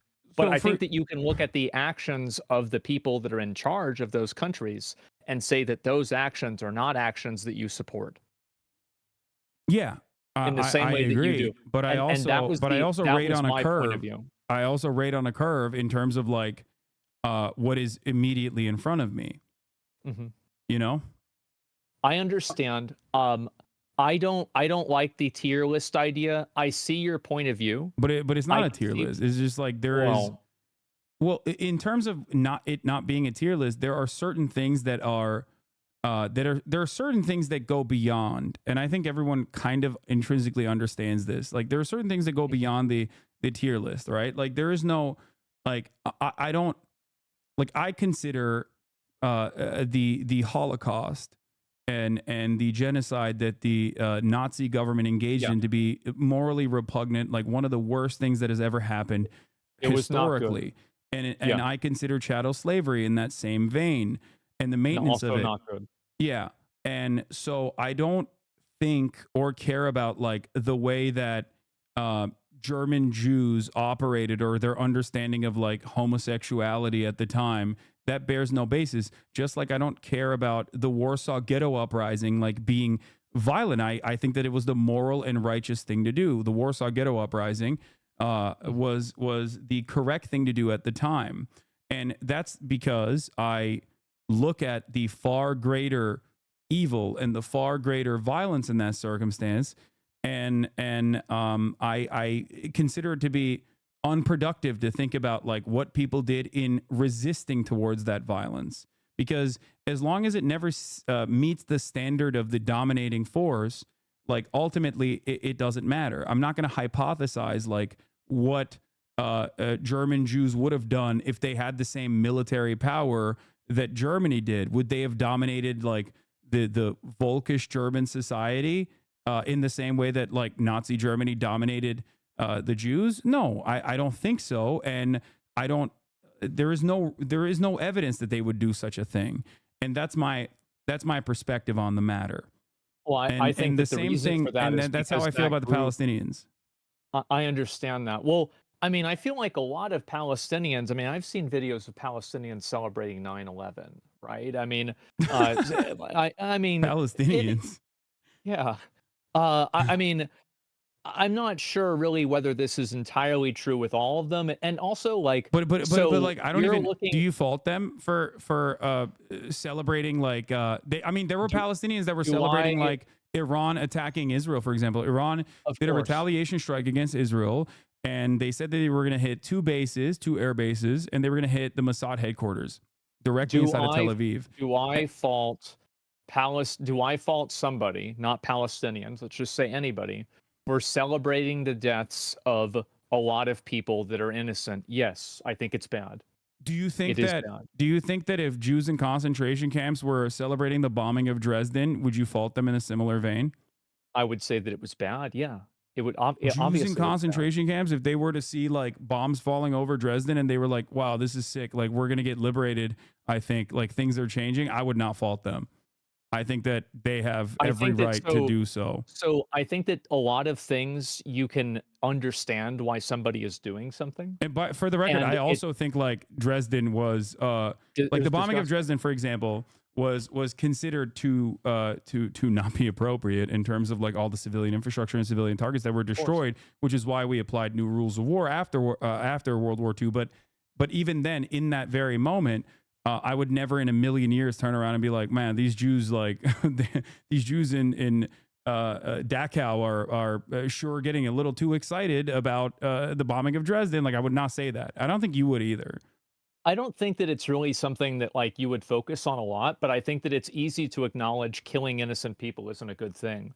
Of And of course. course it can be understandable and things can have an explanation, but the explanation isn't necessarily a justification, if that makes sense.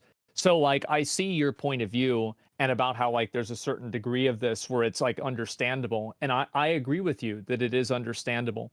But I think that understandable bad behavior in a lot of cases is still in fact bad behavior. And I don't really think that like it's impossible to know what somebody else would do in a circumstance that they're not part of. But what I do know is that when I see a group of people that are celebrating a bunch of innocent people getting killed, then I think that that group of people is doing something that's wrong. And I think that it's universally wrong. And I understand that from their point of view, and I can easily put myself in their shoes, and I can see the reason why they think that. So are you saying Absolutely, I can see you'd be that. the one teenager in Gaza being like, hold on, guys, let's not celebrate the Iranian retaliation against this country that has No. like literally Okay. eviscerated my Okay. family. You Like know what you'd be I'd be like, no, doing? this is sick. I would be cheering it on. I would say, "Yes, fuck Okay, yes." I'm glad that you agree. But Okay. I wouldn't be sitting on a soapbox saying that I'm the good guy. I would be like, No, "Yeah, I fuck still you. think You get they're what you not fucking deserve." That's they're what I not would the good say. guys in this situation. They're the victims, and that's the point. Like, I'm not going to fault the victims of a genocide for experiencing a little bit of joy in that moment, I and get then that, but sometimes victims can create more victims. well, historically, so that's a good example. That's a good point that you made. This is something that every single like Yeah. world changing event. This is a genuine fear that a lot of people have exhibited in the aftermath Yeah. of the abolition of slavery in the Reconstruction era. Okay, there was a lot of fear from the whites in the South that I wouldn't blame them. newly Yeah. freed slaves were going to come and like dominate them and enslave them. That of course didn't happen, but they very quickly sought to restore the racial pecking order, and they were able to do so. And the violence Yes. actually even in the aftermath of like liberation of a people that were Mhm. dominated. The violence usually still comes from people that don't want that sort of change. So it's not necessarily that it wasn't that like black people were like dominating white people and like enslaving them or anything or like killing them. Mhm. It was more so white people that were fearful that they would do such a thing that, or at least use that unjustifiable fear as a way to continue dominating black people. That's how we came up with Jim Crow laws and segregation and the like. And that's where the We've been Klan was very invented. creative with racism. What? Oh, I know. We've been very creative with racism. Yeah. So The 3/5 but compromise, but the but you Jim have to Crow remember, laws. but you have to Oh remember once yeah. again, it was never. But black people did not actually end up dominating white people. Is my point, and not because they weren't given the opportunity. There was no interest or need. The idea that the idea that like colonial victims will do the very same if given the opportunity is false. It has never happened throughout history, and that's my point. That usually is the domineering principle from those who are at least like watching from the sidelines, or those who are directly a part of the dominating group, like the So colonial entity. But that's so if usually not how it goes. let That's me never ask you how it this, goes. right? So if Palestine had the ability to, do you think Israel would exist? That's a great question. Yeah. One that people ask me all the time. If Sure. Palestine, okay, if historic Palestine existed, Mhm. right, in the same way as like a nuclear militant force, Israel as an apartheid regime would not exist. Israel would Okay. have never been able to dominate and occupy Palestinian villages and wipe out Palestinians, and that there is no like there the dynamic would be so different So that where would the they go? dynamic would be so different that like the notion that Palestinians would wipe out Israel is silly. Like it's not. They just there would be no need for the Palestinians to wipe out Israeli citizens because that need is born out of being removed from their homes, their ancestral homelands, and being destroyed. If, for example, in the 20s, when the settler colonial initiative started after the Balfour Declaration, if this was not done as a dominating force, a British Empire at the time, was not purposely and willingly shipping Jewish people into the region and giving them like areas, giving them areas that they had declared that was basically created in the same way that like America was created, giving them areas of land specifically. And instead, if Jewish people were like voluntarily migrating into the region, then it would resemble American society. It would be a diverse Okay. society of So Jews and Muslims and Christians living side by side. But that is uh, a complete alternative history in this situation. So I don't even it know is how that would work. massively, yeah, it's total alternative. Well, I I don't mean, know I whether guess that would happen. I could point It's to like Ottoman rule in the region because Jews did live in the region under Ottoman occupation and they were cohabitating the space without much struggle or fight at all, as a matter of fact. I think that you're right about that. I do.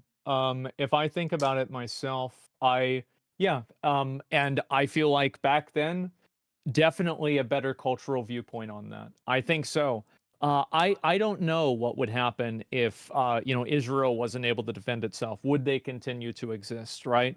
It's very hard to say No, because it's like but we're making predictions. in It's terms of the very resistance, right? In terms of resistance, everyone yeah. always says like, "Oh, Palestinians are inherently anti-Semitic."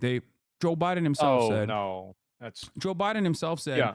Palestinians demonstrate an ancient form of anti-Semitism, and that's why they are, resisting against Israel.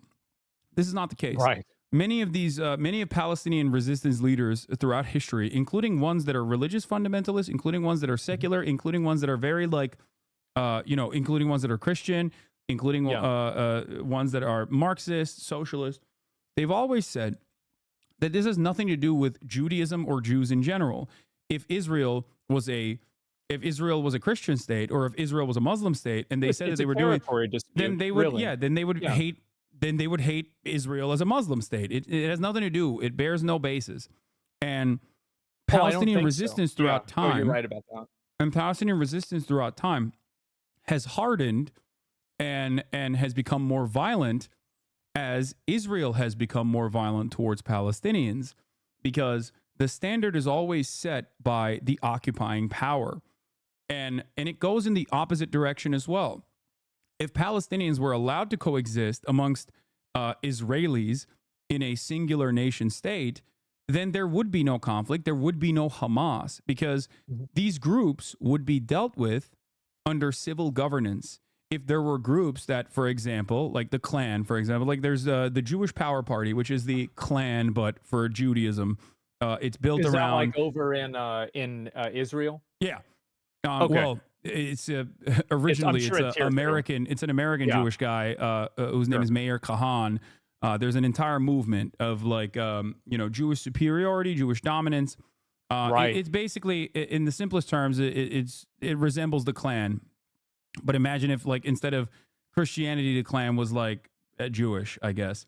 Well, So it's racial superiority. I yeah, mean, racial it's superiority, stupid no ethnic matter superiority, how and yeah, religious superiority. sure. So like those groups historically inside of Israel, before they became a part of the current Israeli government as they are now, those groups used to be treated as like criminals, terrorists. Now, of course, Israeli society, because those groups were usually only terrorizing Muslims and Palestinians and Christian Palestinians, Muslim Palestinians alike, were oftentimes let go with a slap on the wrist, including but not limited to Itamar Ben-Gvir, who is the current, I guess, like in charge of the national police. I forget what his like actual In responsibility is. Israel?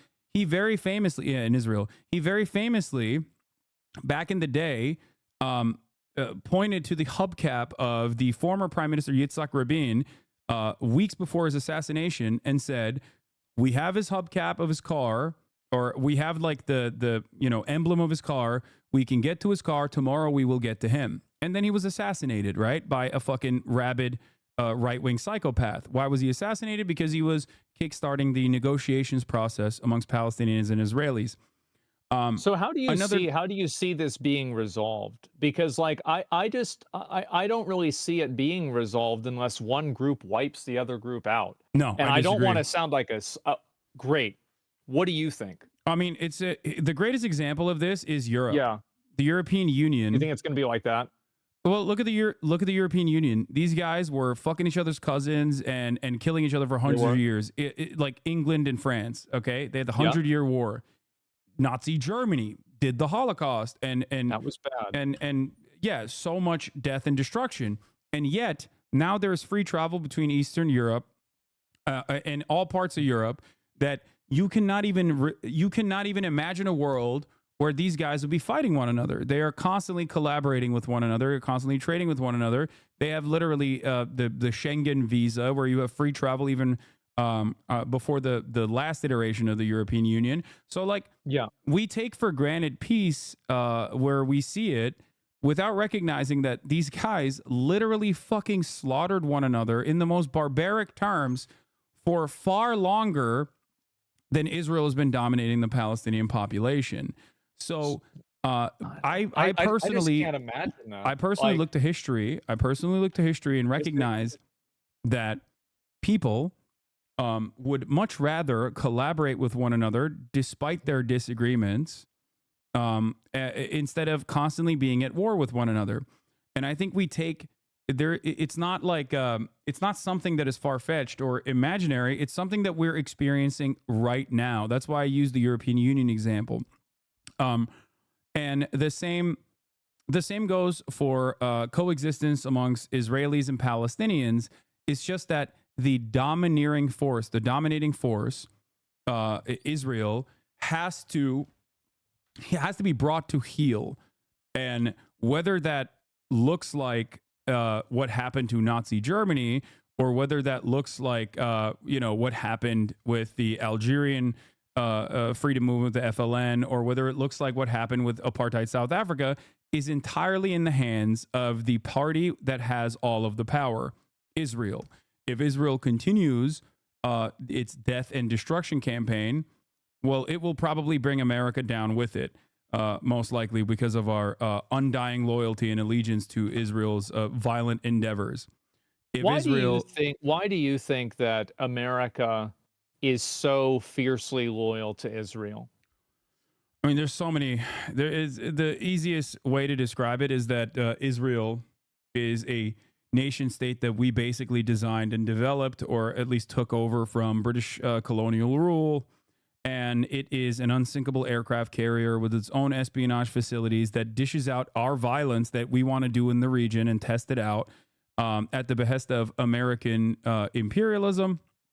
That gets to be our attack dog. It's an unsinkable aircraft carrier in a resource rich region that in a moment's notice could overtake our more finicky allies such as Egypt if there is an issue with like the Suez Canal, for example.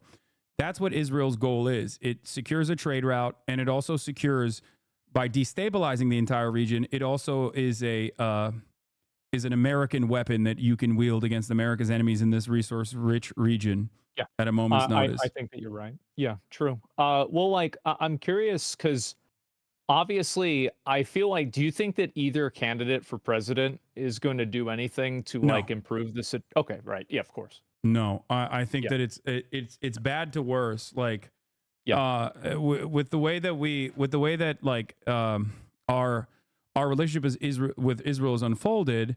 Donald Trump did a lot of stuff, and if you ask liberals, they hate Donald Trump. They're so mad at Donald Trump. Donald Trump did a lot of shit in the region, whether it was assassinating Qasem Soleimani, a high-ranking general of the Iranian forces, whether it be ripping apart the Iran denuclearization agreement, which was the one that died like a dog? No, that was, I think it was, Oh, was that it was another one. Baghdadi? But Yes, anyway, Baghdad. There you go. yeah. Sure. No, there's a lot of that.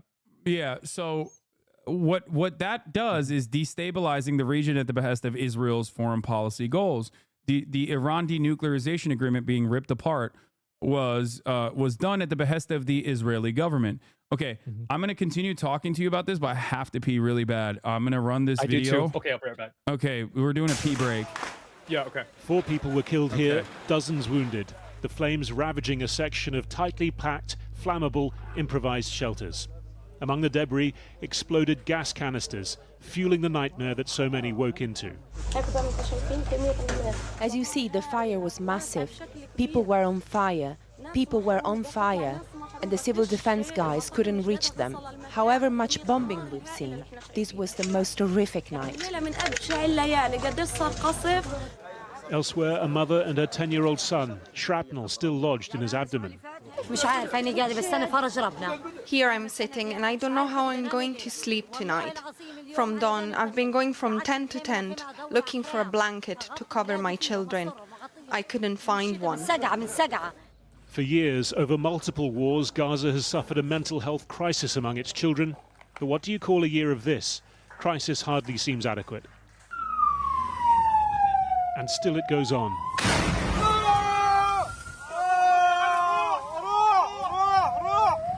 Drive, drive, they shout. This ambulance crew had just picked up wounded from a strike on a school, paramedics and patients alike injured in the blast as they race for hospital.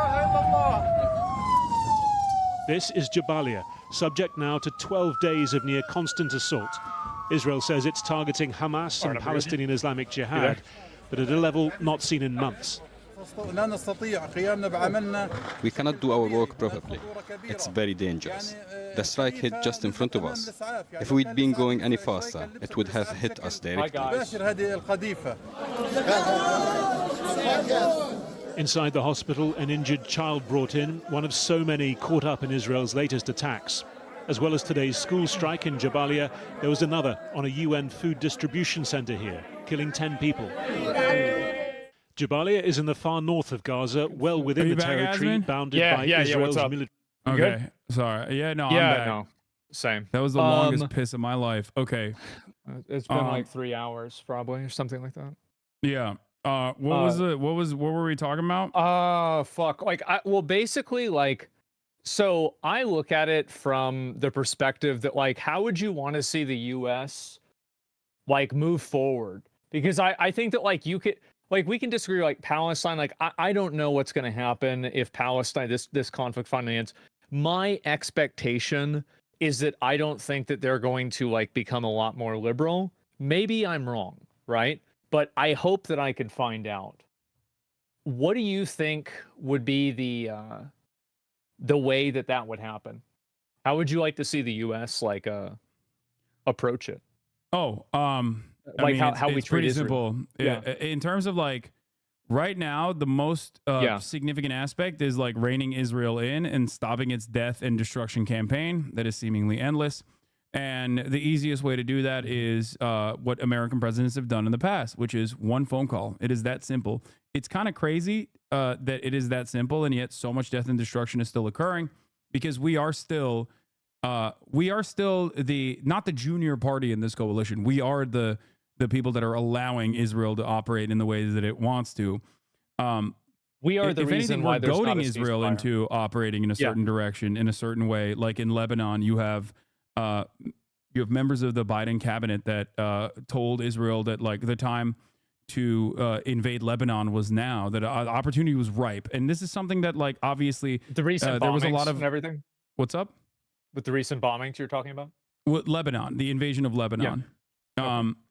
And that's precisely the reason why Joe Biden will turn around and say things like, "Oh, I'm really working tirelessly for a ceasefire," but, like, seemingly no ceasefire exists. Like, it doesn't happen. And then they send another $20 billion of weapons into Israel. Obviously, they're not being honest about their genuine intention here, because in the past, Joe Biden has made one phone call in 2021, for example, and told Israel to cut it out, and they did the next day, because without steady flow of weapons into Israel, Israel would not be able to conduct these violent campaigns, because they keep running out of ammunition. That's how much they fucking are bombing.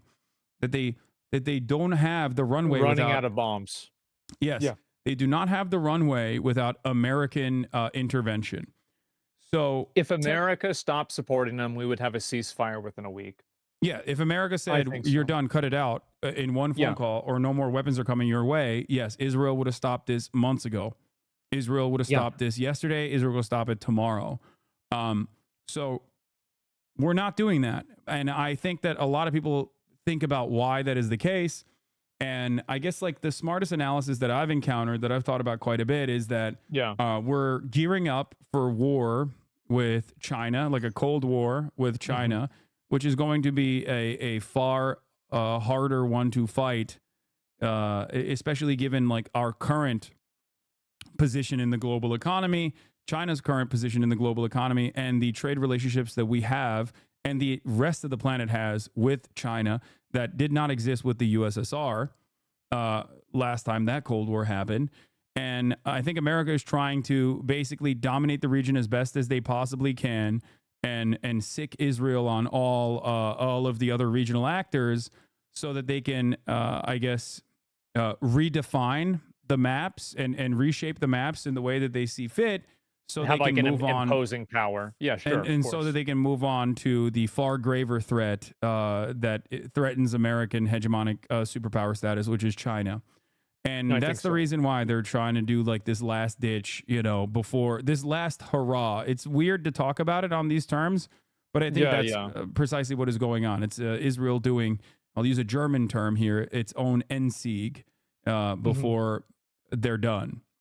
And they're going to do as much territorial acquisition as they possibly can before, before they are restrained by the American government, whether that is the Trump administration or the Kamala Harris administration. Who knows? But it will. I think that's what's happening, and they're trying to fucking make sure that they can set up a permanent occupation in at least like the northern Gaza Strip and potentially the entirety of the Gaza Strip, as they will redesign it in the same way that they have in the West Bank.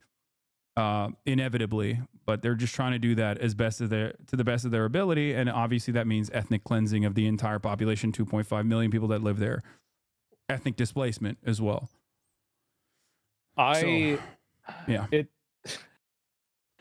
think that it's really problematic because I've seen that the behavior of Israel, I think, has really like just multiplied the amount of actual anti-Semitism.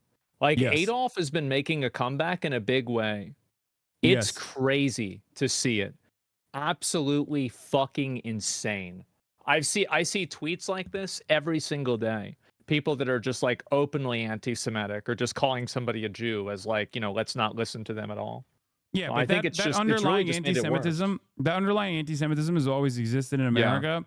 The reason why it's now getting more prominence is one, because like Twitter is a right-wing shithole and Elon Musk doesn't give a fuck or likes that. I mean, he follows like literal Nazi accounts that talk about how like, we must protect like doing the 14 words, 14 letter. Yeah. Yes.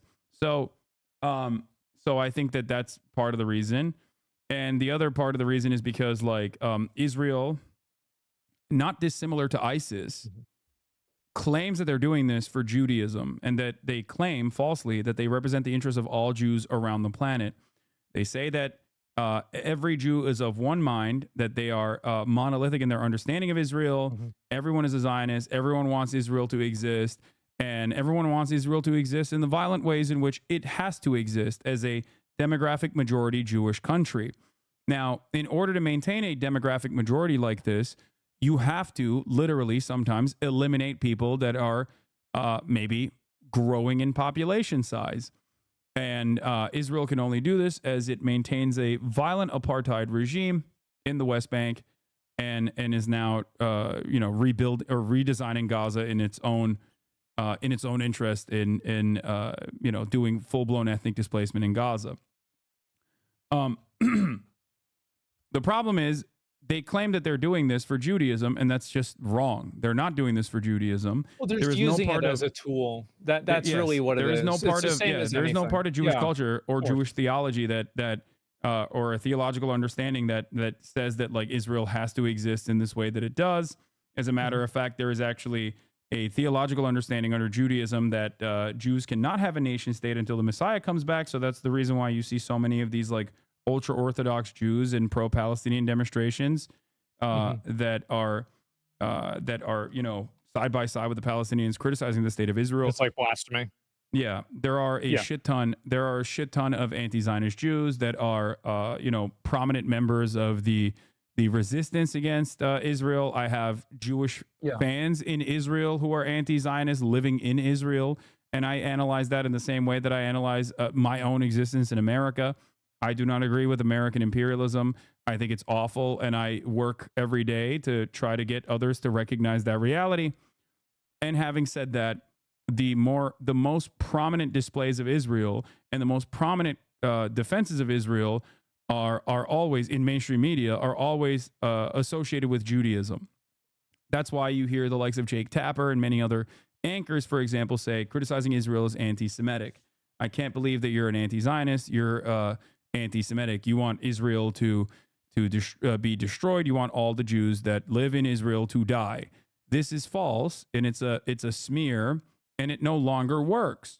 But because Israel is constantly portraying itself as a Jewish state, and because Israel constantly claims that they're doing all this, I think that there's that. That's also a very big component. There is the moral authority, like we're killing you for your own good.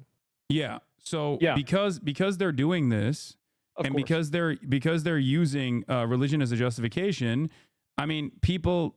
What are people to assume, especially if you've never been around a Jewish person and you've maybe heard that, like, oh, Jews control the media, like someone just said that, right, in your I see that a vicinity, lot. and you internalize that, or you heard that, and then you see Jake Tapper being like, Israel's doing this for Judaism, and if you look at this carnage and don't think that it's unacceptable, then you yourself are anti-Semitic.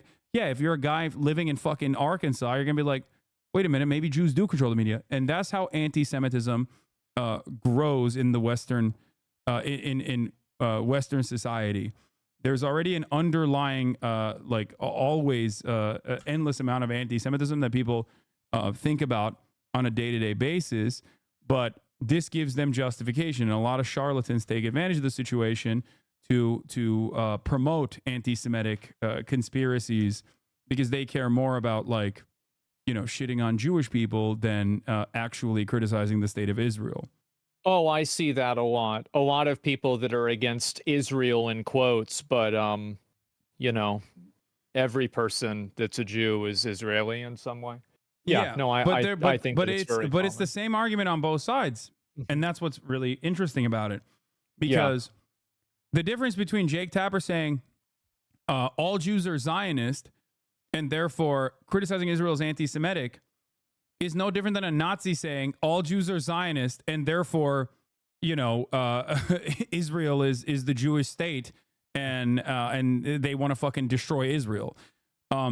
There is no difference in the fundamentals of that argument. Both sides, whether they are woke or not woke on the issue, still think that all Jews are Zionist. Man, isn't that something? Yeah. I don't know what, like, I think that it's so fucking annoying and weird that it plays that big of a role in conversations because we have people that can't afford healthcare. I think it's ridiculous.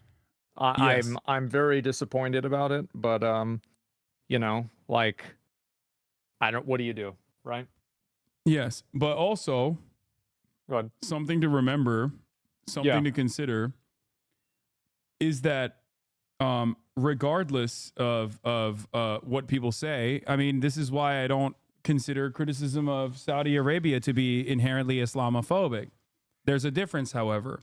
Like criticizing Saudi Arabia for doing a genocide in Yemen, or criticizing Saudi Arabia for, again, being a sovereign nation state that is at the heel of the United States of America, that is a willing participant of American empire, therefore is not politically constrained in similar ways that, like, other forces that are dominated by American empire, still maintaining, some aspects of religious theocracy in their own governance, is an appropriate criticism of Saudi Arabia. You can do that without saying Muslims are, exhibiting an inferior culture.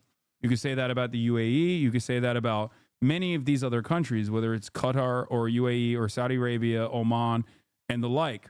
That's the difference between, monolithizing the entirety of the region versus individually dissecting the many ways in which some of our allies in the region are engaging in religious fundamentalism in their internal governance. It's awful, man. Like it's shocking to me that so many people buy into it and so many people still do it. Like I am amazed. Like here in the U.S., it feels like people are becoming more religious. I think that people over No. there, I don't, you No. don't think so? No, absolutely not. I don't. I think religion's been coming back a lot recently. No, I don't think so. I look Okay. at overall trends. I look at overall trends. Like it's more in your face with like people being like, "Oh, I love religion" or whatever. But no, Yeah. overall trends show that religious support is hemorrhaging in all of our religious institutions in this country. It's something that like people are genuinely fearful of, at least those in power, those who stand to gain. But no, American religiosity has gone down tremendously. And that trend is the same everywhere around the world, as a matter of fact. The only places where it's not the same, the only places where like there are more religious people or more fundamentalist people are oftentimes areas of conflict, like areas that are in direct conflict, areas that are being dominated. In those places, Well, like people even use if there religion is, as a cultural rallying point. I think that's what happens, and then yes, they use the it's religion to have a, like this is like how you're establishing the values. Because I mean, the truth is, right? Like you are going to have your like a culture is going to be like we are more influenced by like let's say Christianity than China is or than Saudi Arabia is, right? Or like well, they're China's not more religious influenced. at all. Exactly, right? And so like that's what I'm saying. And so like of course there's going to be like a relation there. And so that it makes sense why people would use that, but there's a lot of misuse of it. I don't think that religion's like bad like entirely, but I feel like a lot of people use it as a weapon. And Absolutely, no, that's the way I see what it. really and that's what really scares me the most. And it scares me a lot with like I mean, we went through like 20 years of this with like George Bush and like Obama with the this like the Middle Eastern adventures, right? Of like, George Bush saying that God told him that like he was supposed to go over there. It's fucking insane. Absolutely batshit crazy. And so I just I am very, very like afraid of that. I'm very worrisome of that. And that's where I think a lot of my distrust comes from with like any sort of culture that prioritizes religion as like a cultural like rallying point, is that I just feel like a lot of the ideas that they have are really bad. Yeah. So I don't disagree with religious fundamentalism on principle. I agree that it is a bad thing, and there is never a moment where I've said that like religious fundamentalism is appropriate. I just simply recognize that it is nowhere near the most devastating aspect of like any kind of society if they are currently in the process of being wiped out. That's just my analysis on it. You know what I mean? Well, I'll give you this. I think Israel's worse than Palestine. How about that? Is that good? I mean, yeah, I agree. Okay. I mean, far worse in terms of what kind of power it has, because Sure. I think we understand, right, that if you are like, if I'm 6'4", 225 pounds on a good day. Okay. Yep. If I were to go and beat the shit out of kindergartners, like I would be held responsible. If a kindergartner in the process punched me back and I said, "Ow, you hit me," now I'm going to go beat the shit out of your family members with my, and maybe even use my guns on them. You'd be like, this man is a monster. Put him in jail immediately. Right? Sure. Yeah. But when Israel does it and you turn around and you go, what about the vibes of those kindergartners though? Did they deserve it? Maybe they do deserve it. Maybe they had some bad opinions. Maybe they called him Baldy or something. Then obviously it would be seen as like even if I was interested or not interested, even if I could recognize right from wrong, it would come across to onlookers that I was like justifying some of the some of the things that the much larger party in this circumstance, me, did to the kindergartners. I really hope that Palestine can be free. I don't think that I don't think it's going to go the way you think it will. I don't. What do you mean? I think that with continuing to control people with like religious fundamentalism, I think that's going to continue. I don't think that the moment that like they get out from under Israel, they're going to just like be okay with all of these other types of like identities. I don't think that's going to happen. Yeah. But That's not, but that's never happened, is what I'm trying to tell you. Like that's never that's never even been able to be implemented in terms of like Palestinian history. So much so that there's never been a moment in Palestinian history where there's like any sort of sovereignty. So we can't make that we can't make that assumption, because that has never even throughout Palestinian history ever existed. I agree with you. And I think that I have an assumption. I think you also probably have an assumption. But I think that we both agree that it would be good to find out who's right. I mean, sure, but once again, regardless of there's two different things that I want to make very clear here. Yeah, go ahead. Regardless of whether Palestinian people will, let's say tomorrow, Palestine is emancipated and they have full-blown sovereignty, and they decide to be religiously like very right-wing, very fundamentalist. I still think that is infinitely better than the current genocide that is going on. Would you agree with that? Is it better? Well, I mean, like, wouldn't if they're going in there and they're killing other people instead, I could see arguments for being. No. I'm saying like they are being very restrictive towards gay Palestinians. Let's say tomorrow Palestine is a sovereign state, and as a sovereign state tomorrow, they're no longer being genocided. And in the when they are rebuilding, Palestine is a sovereign nation state. They are very homophobic, they're very transphobic. They're like really harming gay people and trans people in Palestine. They're like arresting them.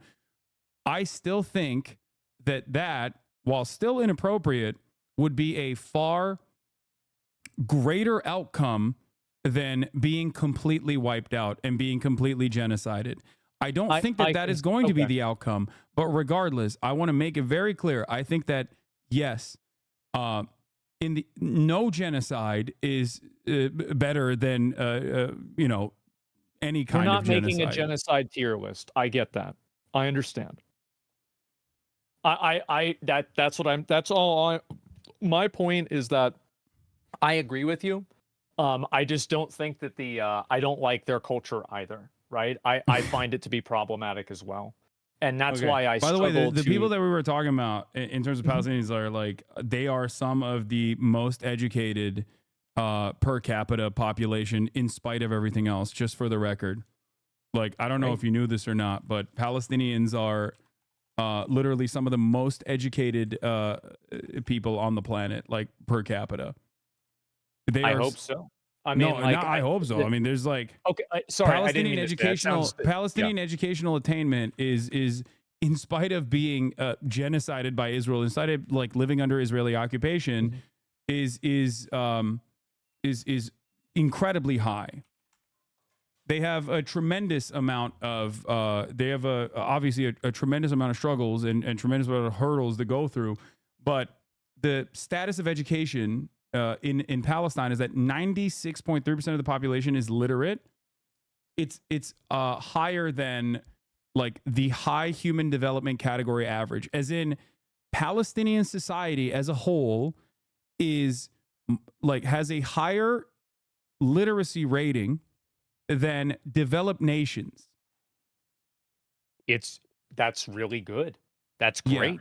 So like, I don't think that these are the religious fundamentalist people that you think that they are, is what I'm trying to explain. I don't think that I think there were a lot of people that were religious and also very well educated that can do very bad things. I don't think that like the more educated you are, like I see what you're saying.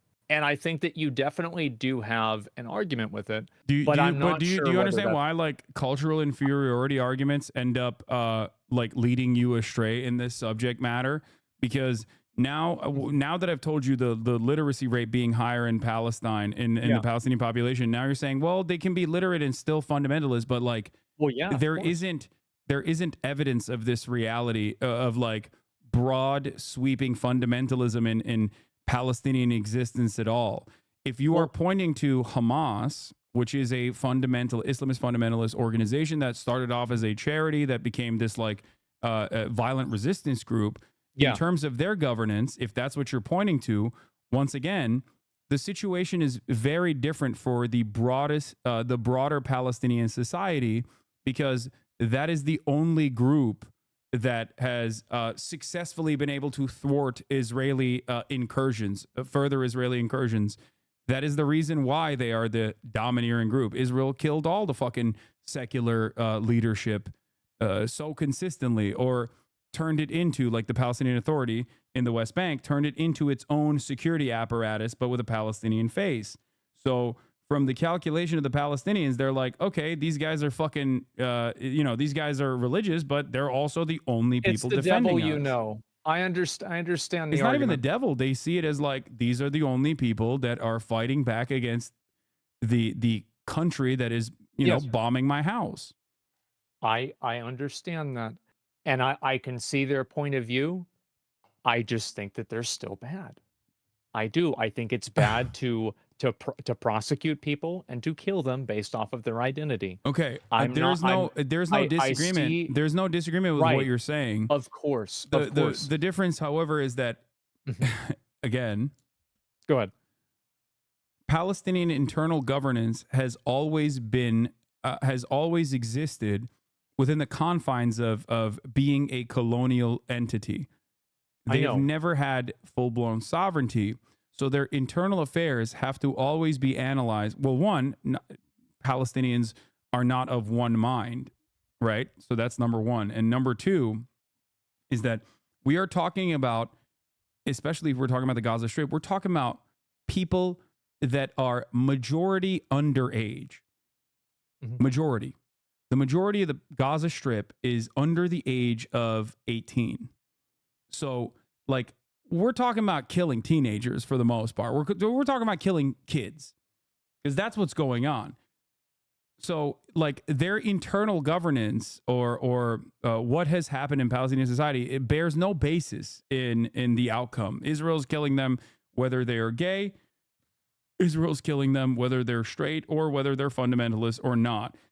Palestinians could be the wokest, okay? Palestinians could be making fucking video games with like only trans representation, and Israel would still be killing them, okay? That's the reason why it doesn't matter in this conversation whether they would engage in any sort of like internal governance post-emancipation that is like homophobic or not.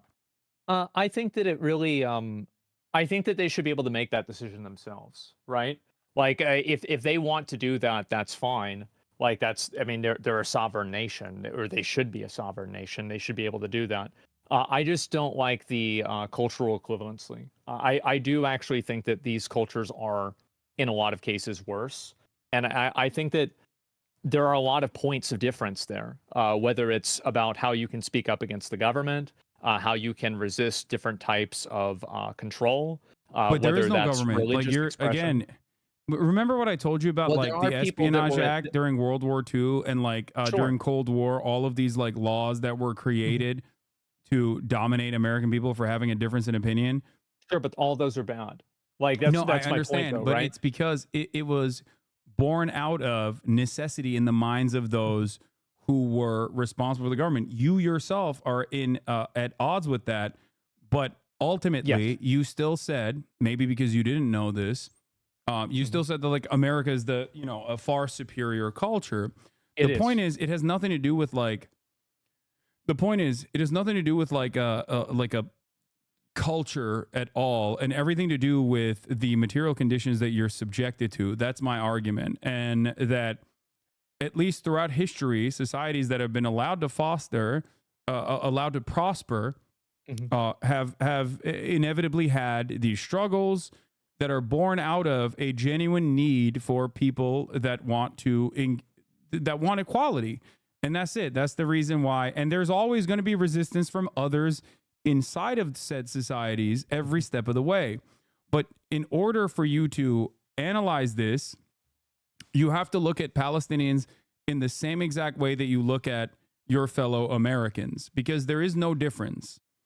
Ultimately, they're still, at the end of the day, they're still human beings. and some of them are gay, some of them are trans, and they all want equality. They all want a fucking job. They all want shelter, and they all, you know, want to play WoW Classic over retail. Right. I of course. I agree with you about all of those things, except for I don't know if all of them want equality. I do think that some of those people do actually hold very regressive views, the same as the way that we have people. That's what I mean. Right? But you have to, you have to analyze broader Palestinian society in the exact same way. With that, the moment that you are equipped with the understanding that they are no different than Americans, okay?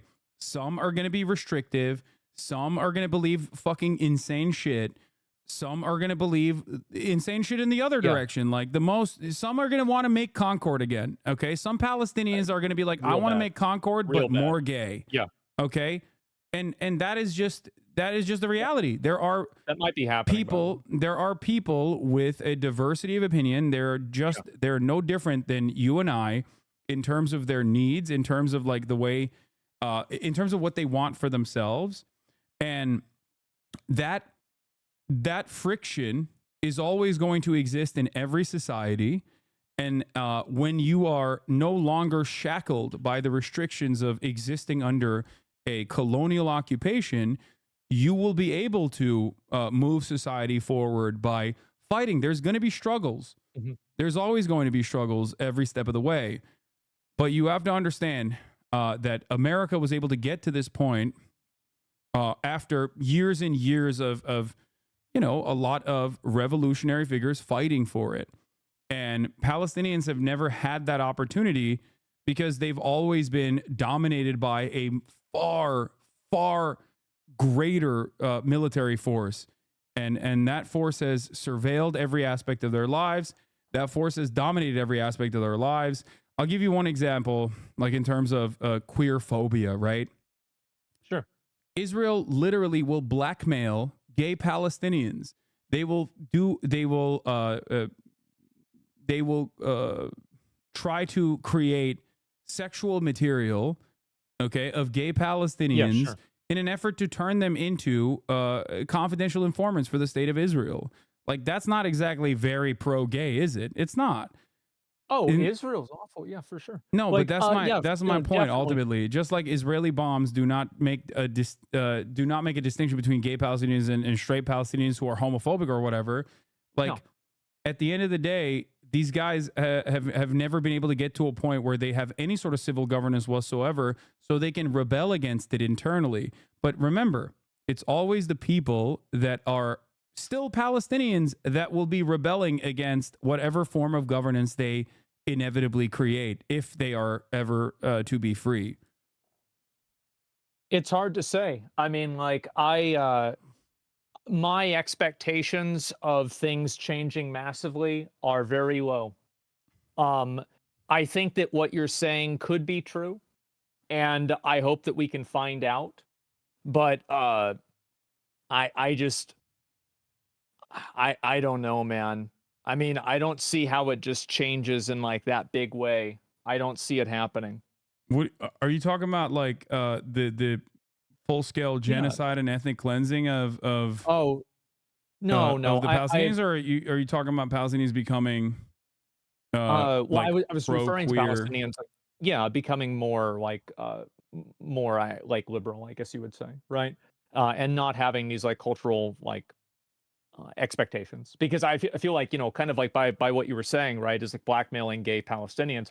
Well, why is it a blackmail, right? Well, because they can be punished and hurt for having those viewpoints. And so that's at least like my opinion on it. I don't know, and I don't like that culture. I do think that to a certain degree, every individual person is going to be different. But if you're looking at what a government does in the same way that people criticize like America and they're really criticizing the government, I think you can criticize Palestine or Saudi Arabia or any other country. And I'm letting you know once again, there's no aspect of Palestinian quote unquote culture that revolves around like dominating gay Palestinians or anything like that. So do you think that like at a certain point, if it doesn't come from there, where did it come from? What do you mean, homophobia in general? Yeah, where did it I think that yes, I think that religious social conditioning plays a role in uplifting bigoted attitudes towards point. people that are. Yeah. I know, but it's no different. The problem here is it is that aspect of it is reactionary conservatism. It's no different in Palestine as it is in the United States of America. The only reason why it manifests, or the only reason why it takes it can be dealt with by those in terms of like the civil governance or anything like that is specifically a direct consequence of being a victim of colonial domination. And those guys are the ones that happen to be fighting back against Israel tooth and nail. But once again, it doesn't matter. Just like I celebrate the American accomplishments in World War II, it doesn't change that dynamic that America was incredibly homophobic back then. You know what I mean? They were. True. It was. They were murking, and they. By the way, America still has gay panic laws and things of that nature that allows people to be able to potentially kill their partners. I mean, let's see what the latest is on the gay panic, trans panic defense bans now. Oh, I'm sure there's all kinds of like stupid stuff like that. And, for sure. Under no worse. circumstance would I ever advocate or say Absolutely. like, well, America is an inferior culture, and that's why like. Well, I think that aspect of our culture is inferior. I do. I think it is inferior. I think it's worse, and I think we should hold ourselves to a higher standard. We should hold everybody to a higher standard. I don't really see how like being a developing country, like I don't see the correlation between, you know, if a country is like being occupied or something like that, like that's going to make them more homophobic. I don't really see how. Wait, how do you like, not see that? Well, it's entirely it's not even being occupied. You understand, right? Like it's well, whatever word you want to use. It's what right? material like, conditions genocide. look like when you are occupied. Mhm. That's why I gave the example of the Westboro Baptist Church.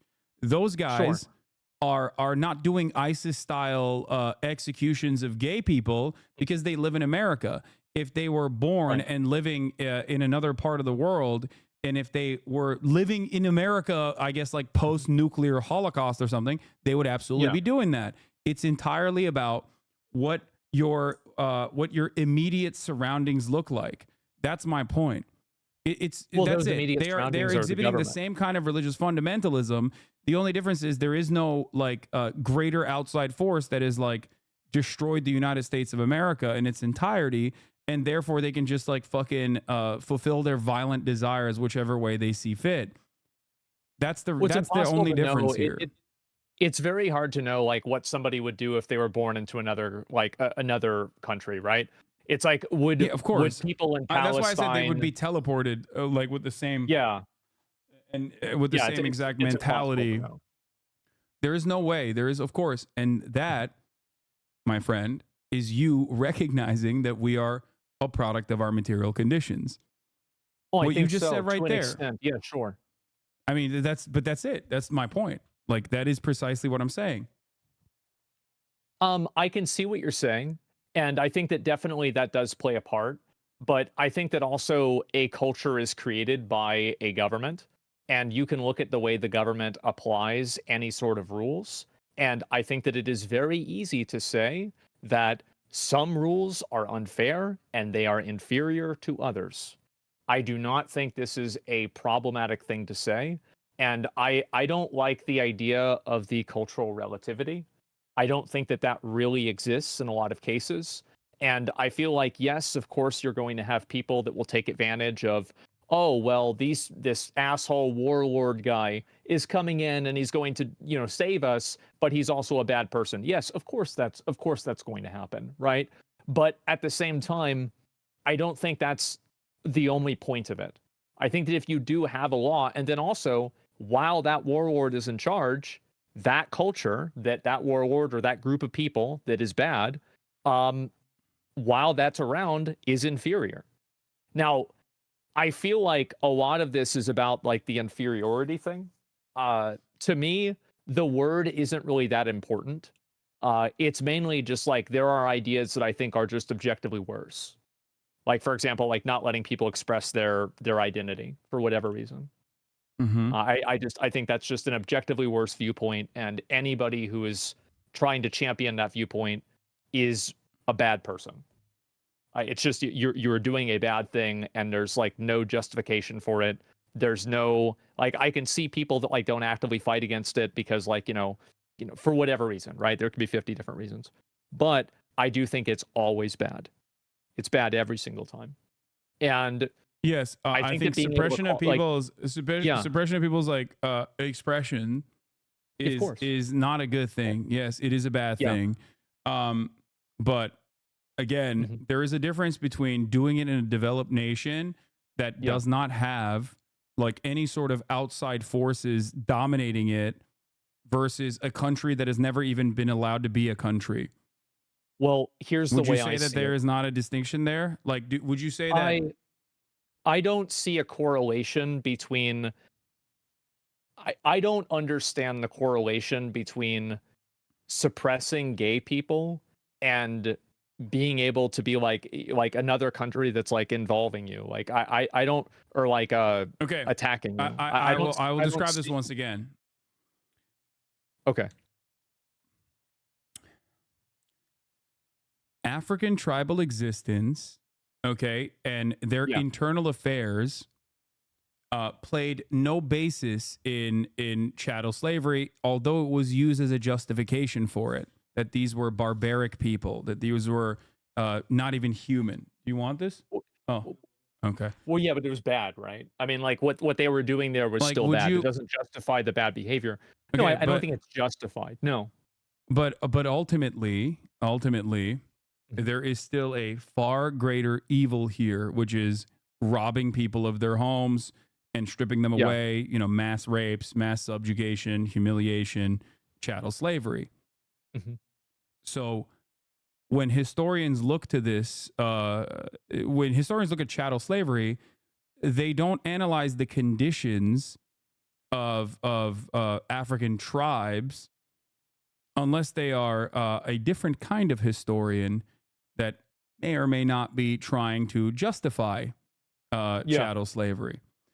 And the same goes for any kind of colonial domination. Some of these opinions are more permissible in polite society than others. The reason why I'm using chattel slavery is because everybody recognizes right from wrong. Yeah, sure. Like South Africa, apartheid South Africa, the idea that black people were inferior in apartheid South Africa, I'm sure people probably made similar. I know for a fact that they made similar arguments in apartheid South Africa, where they were like, well, black people are, violent and barbaric. And why do you care about this one little country of South Africa just because it's being controlled by white people? Like, but when black people came into power, okay, when apartheid South Africa, when the apartheid was lifted and they came into power, obviously there was still an economic apartheid, but the notion that they were going to be barbaric did not occur at all. The idea that they were going to be dominating and barbaric and inferior in their governance, that did not happen. I don't see why, why is it so hard to just acknowledge that certain things that people do are bad? Like it's not complicated. I'm acknowledging that religious fundamentalism is bad. I'm also telling you that it plays no role in the far greater evil, because the difference between killing 10 gay people and killing 100,000 gay people is killing 100,000 gay people is worse, right? Well, yeah, of course. Okay. Well, then that's the point. That's the point I'm making, which is that Israel is killing not only 100,000 gay people, but just every fucking straight person as well. They don't care who they're killing. And that is the reason why I don't spend a lot of time being like, well, the Palestinians have never actually shown me that they deserve emancipation because they're not like super woke about gay people. Yeah. It bears no basis in this. Like, I don't care. When I analyze the situation in World War II, I don't look at like, the way that like how how German Jews thought about, like, what German Jews thought about, like, gay people. I don't really care. Yeah. Yeah, I could see that. To me, I think that it's very easy to just acknowledge that certain things are bad. Like, for example, like if they're treating people this way, it is a bad thing. But at the same time, it doesn't mean that they should be killed for it, right? Of course not. Yeah, No. and they're not being killed for it Obviously not. anyway. That's just like, that is only the Right. justification that Israel tries to use whenever people are countering this kind of argument with, like, hey man, genocide is wrong, and they'll be like, oh well, Israel would kill you if you, Palestine would kill you if you were gay in Gaza. Which, by the way, I don't know if you've ever seen this, but there's a very famous video of a trans activist that went to Gaza and literally engaged in humanitarian aid in Gaza, and obviously they were not like, oh, you're trans, we're gonna kill you. They were like, oh, thank you for your fucking humanitarian aid. They don't give a shit. Like, it's the same as any other kind of person. I talked to a teenager from Yemen, okay, who everyone called, myself included, called Timothy Charlemagne or Chalamet. Is that the One Piece one? Yeah, exactly. Yeah. Now this kid is like, I think he was like 19 at the time when I talked to him, which means that for most of his life he has withstood genocide, right? Like, he is a person whose only experience is like, it's literally like talking to fucking Anne Frank, basically. Okay, being able to talk to Anne Frank in real time. That's all he's known is death and destruction of his home, right? With American bombs. But he's not getting killed by gay people, right? He's not getting killed. Like, if he's talking about, like, we're not even talking about gay people. America. I'm going to bring up something important here. First of all, he wasn't Houthi. I asked him. He was like, I'm not. Which many people said, oh, he's hiding it. He's PR trained, which is really funny to say about, like, some random fucking dude who can't even speak English. Like, he doesn't give a fuck if people call him anti-Semitic. And I asked him, like, what do you think about Jewish people? What if I were to tell you that, like, Jewish people are leading the anti-Zionist movement in America? And he was like, that's great. I love them. That's awesome. Anyone who's against Israel is my friend. Now, that might have been one of the first instances where this person ever even heard that Jewish people were against the state of Israel. Okay? But his immediate reaction was, reaction was, that's great. Love that. I'm a big fan of that. Something along those lines. And the reason for that is because there is a far greater problem that people care about. And that is Israel's complete domination over the region, America's complete domination by way of utilizing Israel over the region. That's all they care about. If that was removed from the equation, okay, these people, some of them would absolutely be right-wing. Some of them would absolutely be like, oh, no, I still don't fucking, I don't fuck with gay people. Fuck those guys. I want to kill them. And other people would say, I'm gay. I fought alongside you. Like, what the fuck are you talking about? That's just how human beings are. That's just how that's how society ends up evolving to a point that we take for granted. That becomes more understanding. It's not easy. I think that's what happens over time. It is, but I think it's easy to say that where it is right now isn't good. It's not good. Yeah. And of course, only if you recognize, like, where this hostility stems from, or why it's left unexamined. Rather, the hostility that we assume these people have, because, like, the reason why I asked him about like Jewish anti-Zionists was because even my assumption is that, like, the Houthis, for example, literally have a banner that says "Curse the Jews," right? Yeah. Like, so I was very curious as to see, like, how this person would react to something that he might not have even ever considered.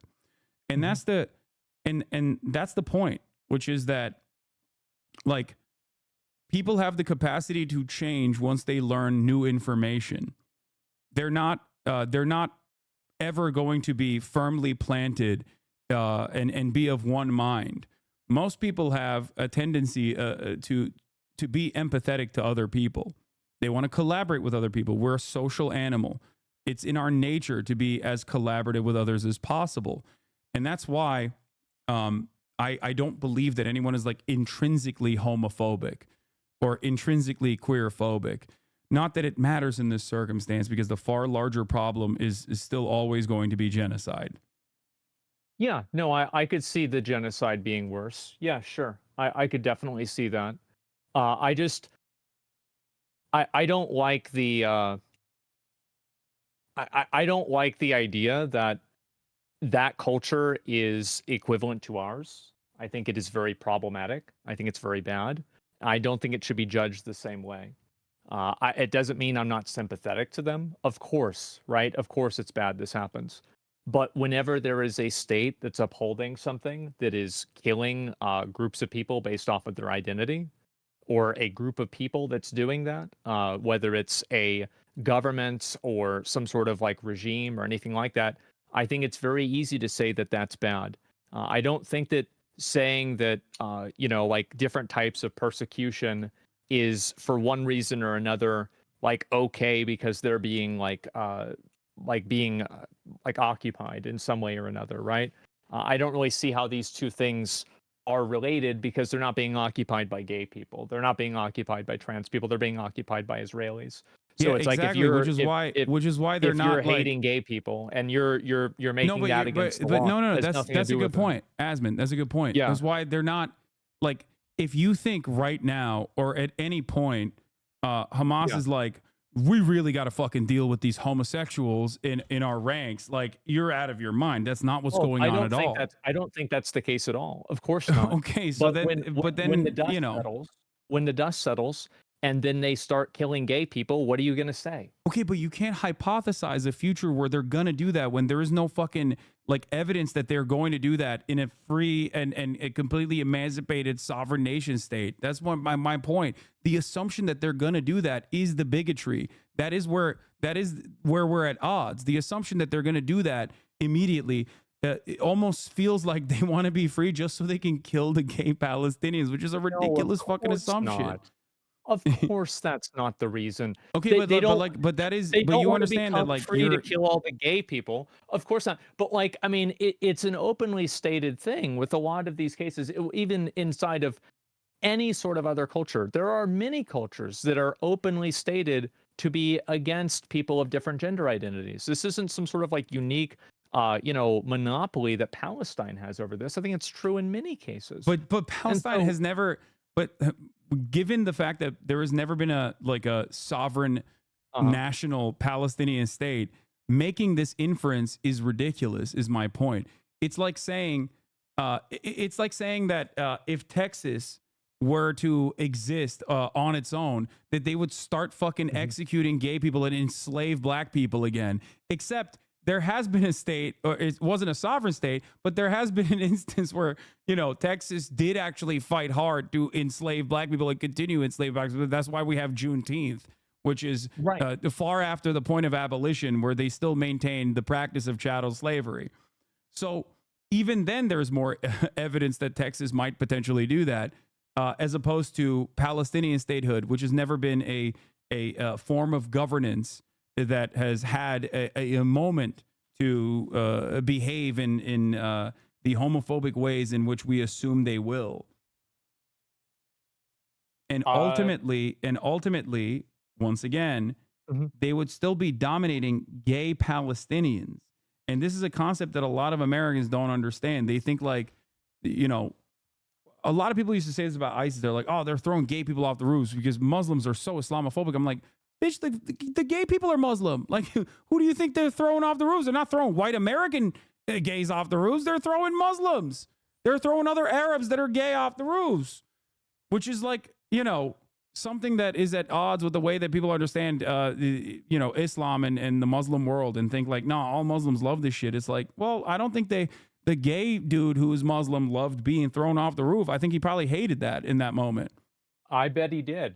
I think so. You're right, and I think that criticism of that isn't really Islam. I don't think it really has a lot to do with Islam, right? It has nothing to do with Islam, and it has nothing to do with culture in general. It has everything to do with this like fucking insane, militant, rabid, psychopathic colonial apparatus that was trying to restore the image of the caliphate in whatever they saw fit. the way that people see gender identity and the way that they treat them is absolutely part of their culture. And it's part of our culture too. It's part of everybody's culture. That's it is not, a it's core not necessarily element. true. I don't think when you say it's a part of their culture, you make it seem like it is an intractable quality. It's a quality that cannot change, or it's a quality that definitely exists across the board as a monolithic force. That is not the case. That's my point. Of course, nothing's monolithic, right? Nothing is ever going to be monolithic. It's same within the US or anything like that. But I think it's a viewpoint that a lot of people have, and it's the same as here. There's a lot of people that have viewpoints about that here. And guess what? Our laws reflect the viewpoints that a lot of people have. And so what's going to happen in Palestine? I don't know. When they get I don't think our laws independent, reflect a lot of the people's viewpoints. Because if that In was the some case, cases you they wouldn't do, have in been some so they shocked about Texas BDS laws. Like, I don't think it's your Yeah. viewpoint. I think if you No, were to there's sit some- down there's every some that person in get Texas, through they'd be there. like, what the fuck are you talking about? This is Yeah, unacceptable. no, you're right.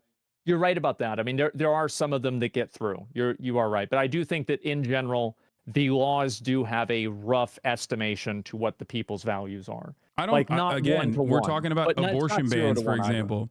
Abortion Yeah. bans. That's not the viewpoint of the overwhelming majority of people that are now subjected to abortion bans. Mhm. Governments do not operate at the behest of their citizens, even in democracies, even in quote unquote theoretical democracies like the United States of America. So, no, that is not the case. And people always are fighting against their governments in order to, at the domestic level, get the equality that they fight long and hard for. The problem, however, with Palestinian society is that they've never had a fucking functioning sovereign state and a government to begin with. And even if they did, the assumption that they would be homophobic is ridiculous because, once again, there is no historical reference point for this. And beyond that, Well, isn't it even if against they the law did have a now? homophobic I mean, government, it's against the law now, right? but even if they had a homophobic government, it's against the law is meaningless in this circumstance. What is the law? There has never been a sovereign state in this situation. Palestinians, like I said, who in made the law? Gaza are operated under Hamas rule, right? Palestinians in Gaza are operated under Hamas rule. Palestinian Authority legalized gay marriage decades before then. But in 2005, Hamas rule came into power after America tried to implement voting. Okay, George W. Bush on his way out was like, "Well, let's do voting in Palestine." Palestinian Authority said, "Let's not do that. We are not ready for it. We'll get fucking owned." Because at that point, Palestinian people, both in the West Bank and certainly in the Gaza Strip, were viewing the Palestinian Authority as exactly what it is, a CIA-backed institution that was working at the behest of the Israeli state as a part of its security apparatus. So they were very unpopular. So what happened? Hamas came in and we're like, we're Muslim as fuck. We love Islam. We are honest because of our Islamic background. And we are the only group that is actually violently resisting against the Israeli apartheid. We are going to run a anti-corruption campaign, which is what they did. And just like the prediction of the Fatah Party, which is a secular party, which is the part of the Palestinian Authority, they were right. Hamas did win. Then America said, let's do a fucking coup d'etat. Fuck it. Take over the Strip regardless. Hamas actually won that battle. And basically the rest is history. They have, been the de facto government. Don't you think the fact they won the vote matters? Like, if the people are voting for the people that want to oppress people based off of their identity, I think that to a certain extent, okay. Let me answer your question. Okay, great question. Of like what people think. I have two problems here.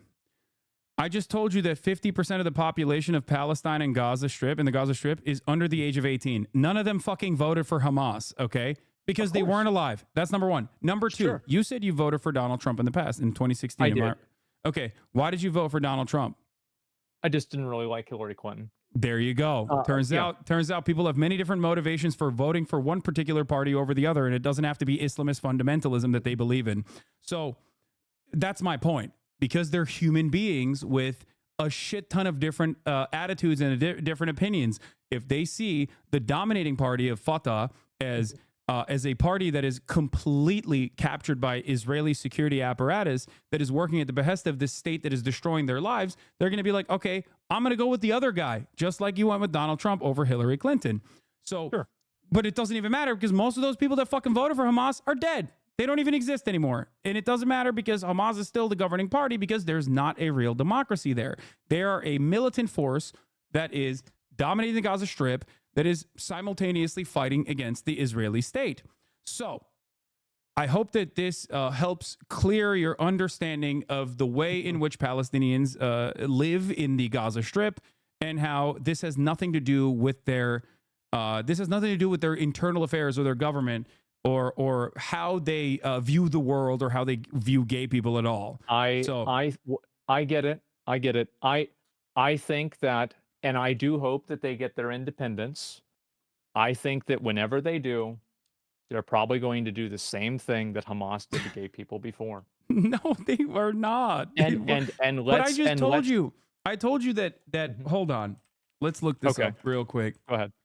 Like, if that was the case, which is such a funny argument that we're having over like a group of individuals that are being genocided anyway. Like, I don't give a fuck if they literally were straight up jailing every homosexual person in the Gaza Strip. I still think that the genocide is inappropriate and completely unjustifiable. But yes. Well, two things can be bad, right? What? Two things can be bad.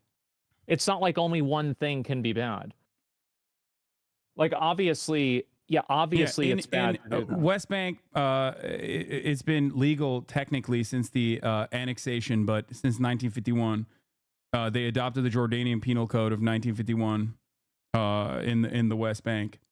Shortly after the Jordanian annexation of the West Bank in 1950, same-sex acts were decriminalized across the territory with the adoption of the Jordanian Penal Code. So it's been decriminalized in in the West Bank. And before then, what? Oh, go ahead.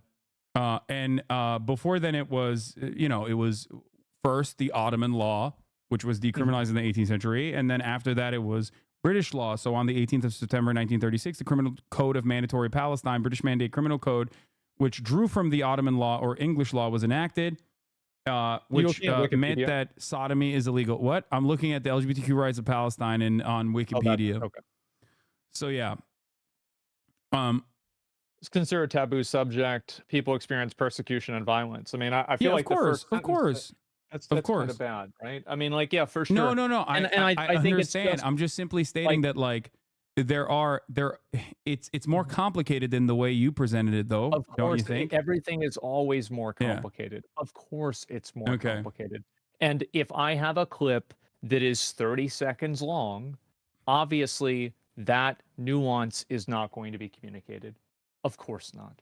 Yeah. But all I'm saying is that ultimately they will get to a place of being more open-minded to gay people once they have the opportunity to be free, to be a sovereign nation, and then their gay neighbors, their gay peers, their queer peers are able to fight their own civil rights movement like our queer peers did back in the day in the United States of America.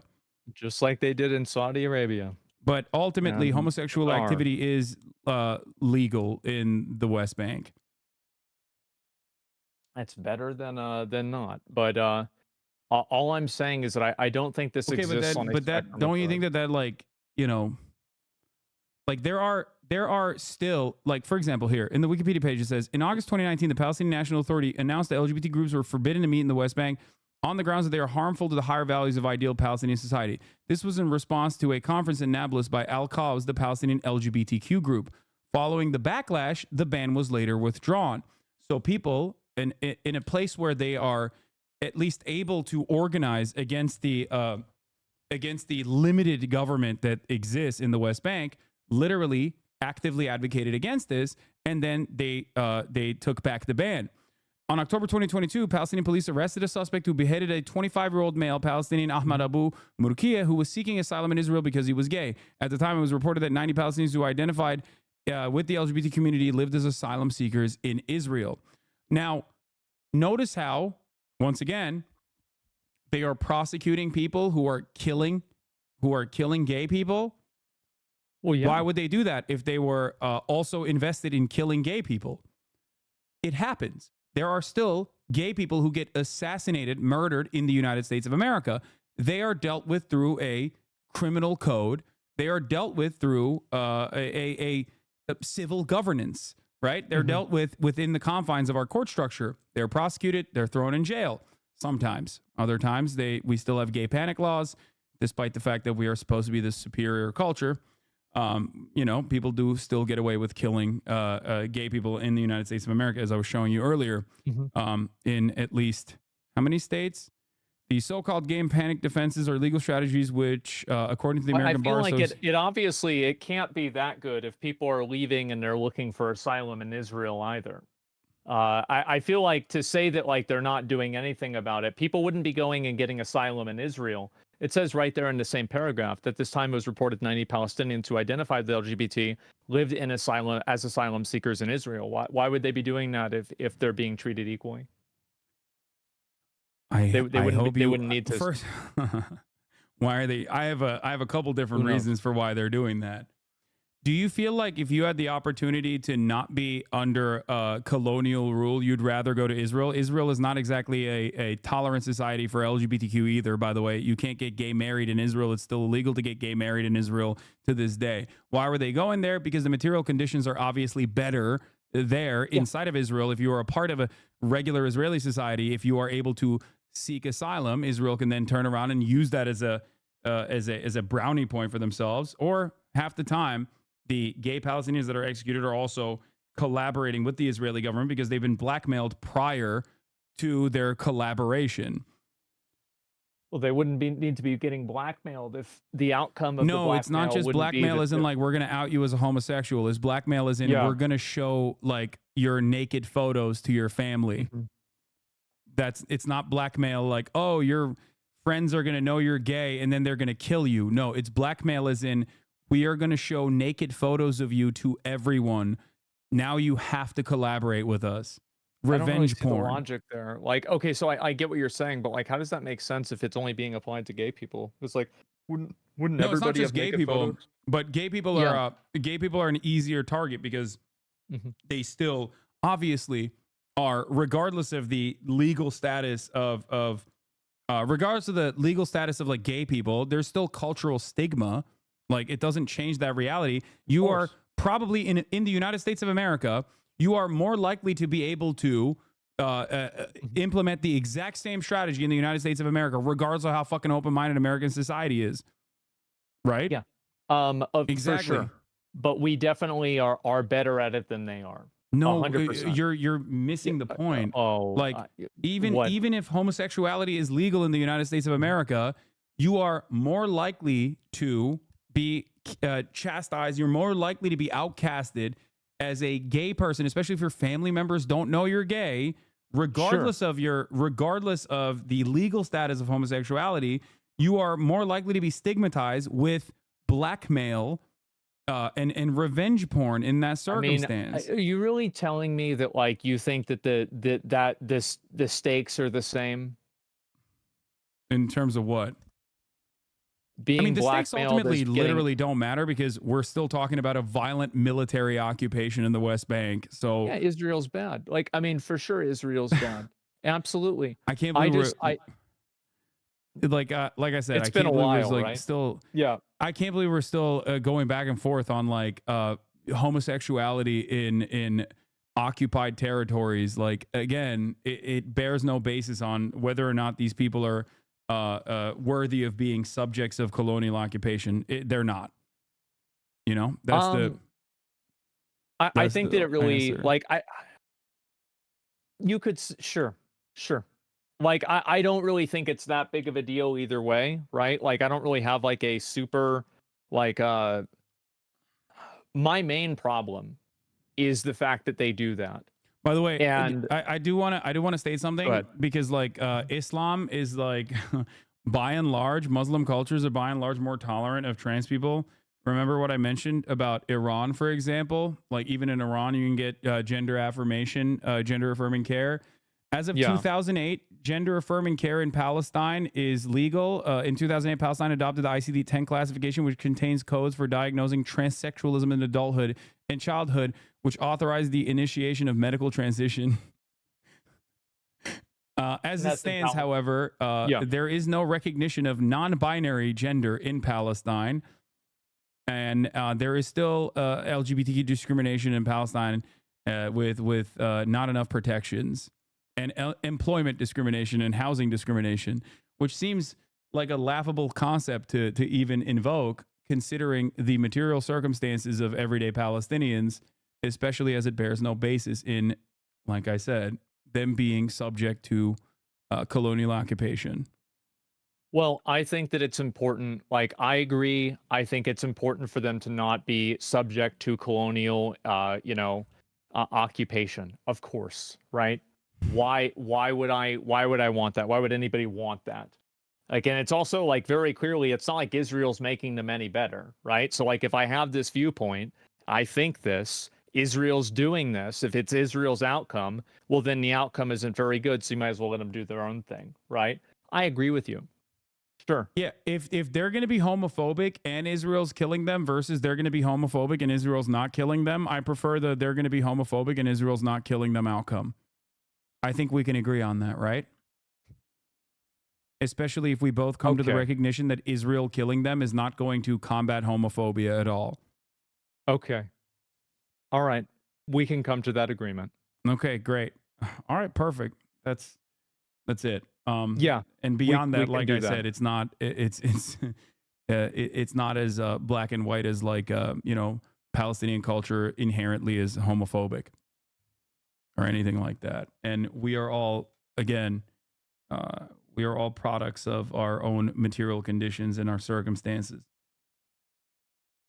I certainly hope that they're able to make things better. I do. One day, One day, sure. one day they maybe one day they can also argue amongst themselves about whatever game developer is making it's Ubisoft gay people with the gay black samurai. Yeah, Ubisoft Palestine. A lot of Mhm. Palestinians are going to be up in arms. Right. Okay. All right, Well, thank you, Asmongold. No, for sure. And I can see your point of view.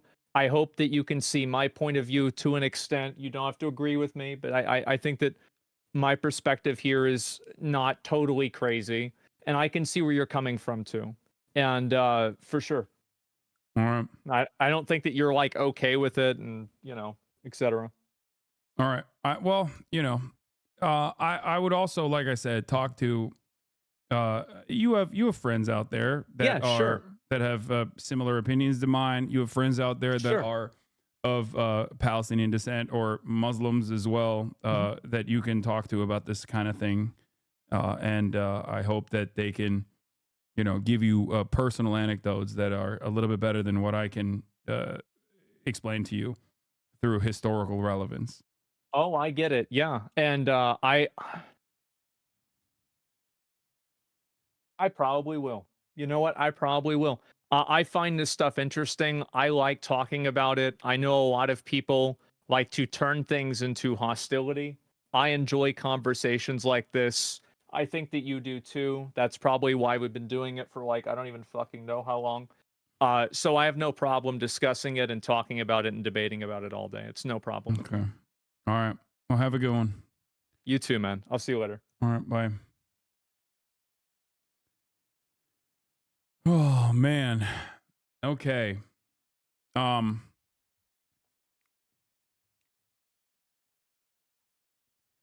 sure that chat's gonna be really normal about this. Like, I'm certain of it. No, you're not. You're not gonna be normal. Anyway. The evil Muslim Mughal era of India was the gayest of places. They were so busy fucking each other that even the Brits joined in and started fucking them. It's good that we did this.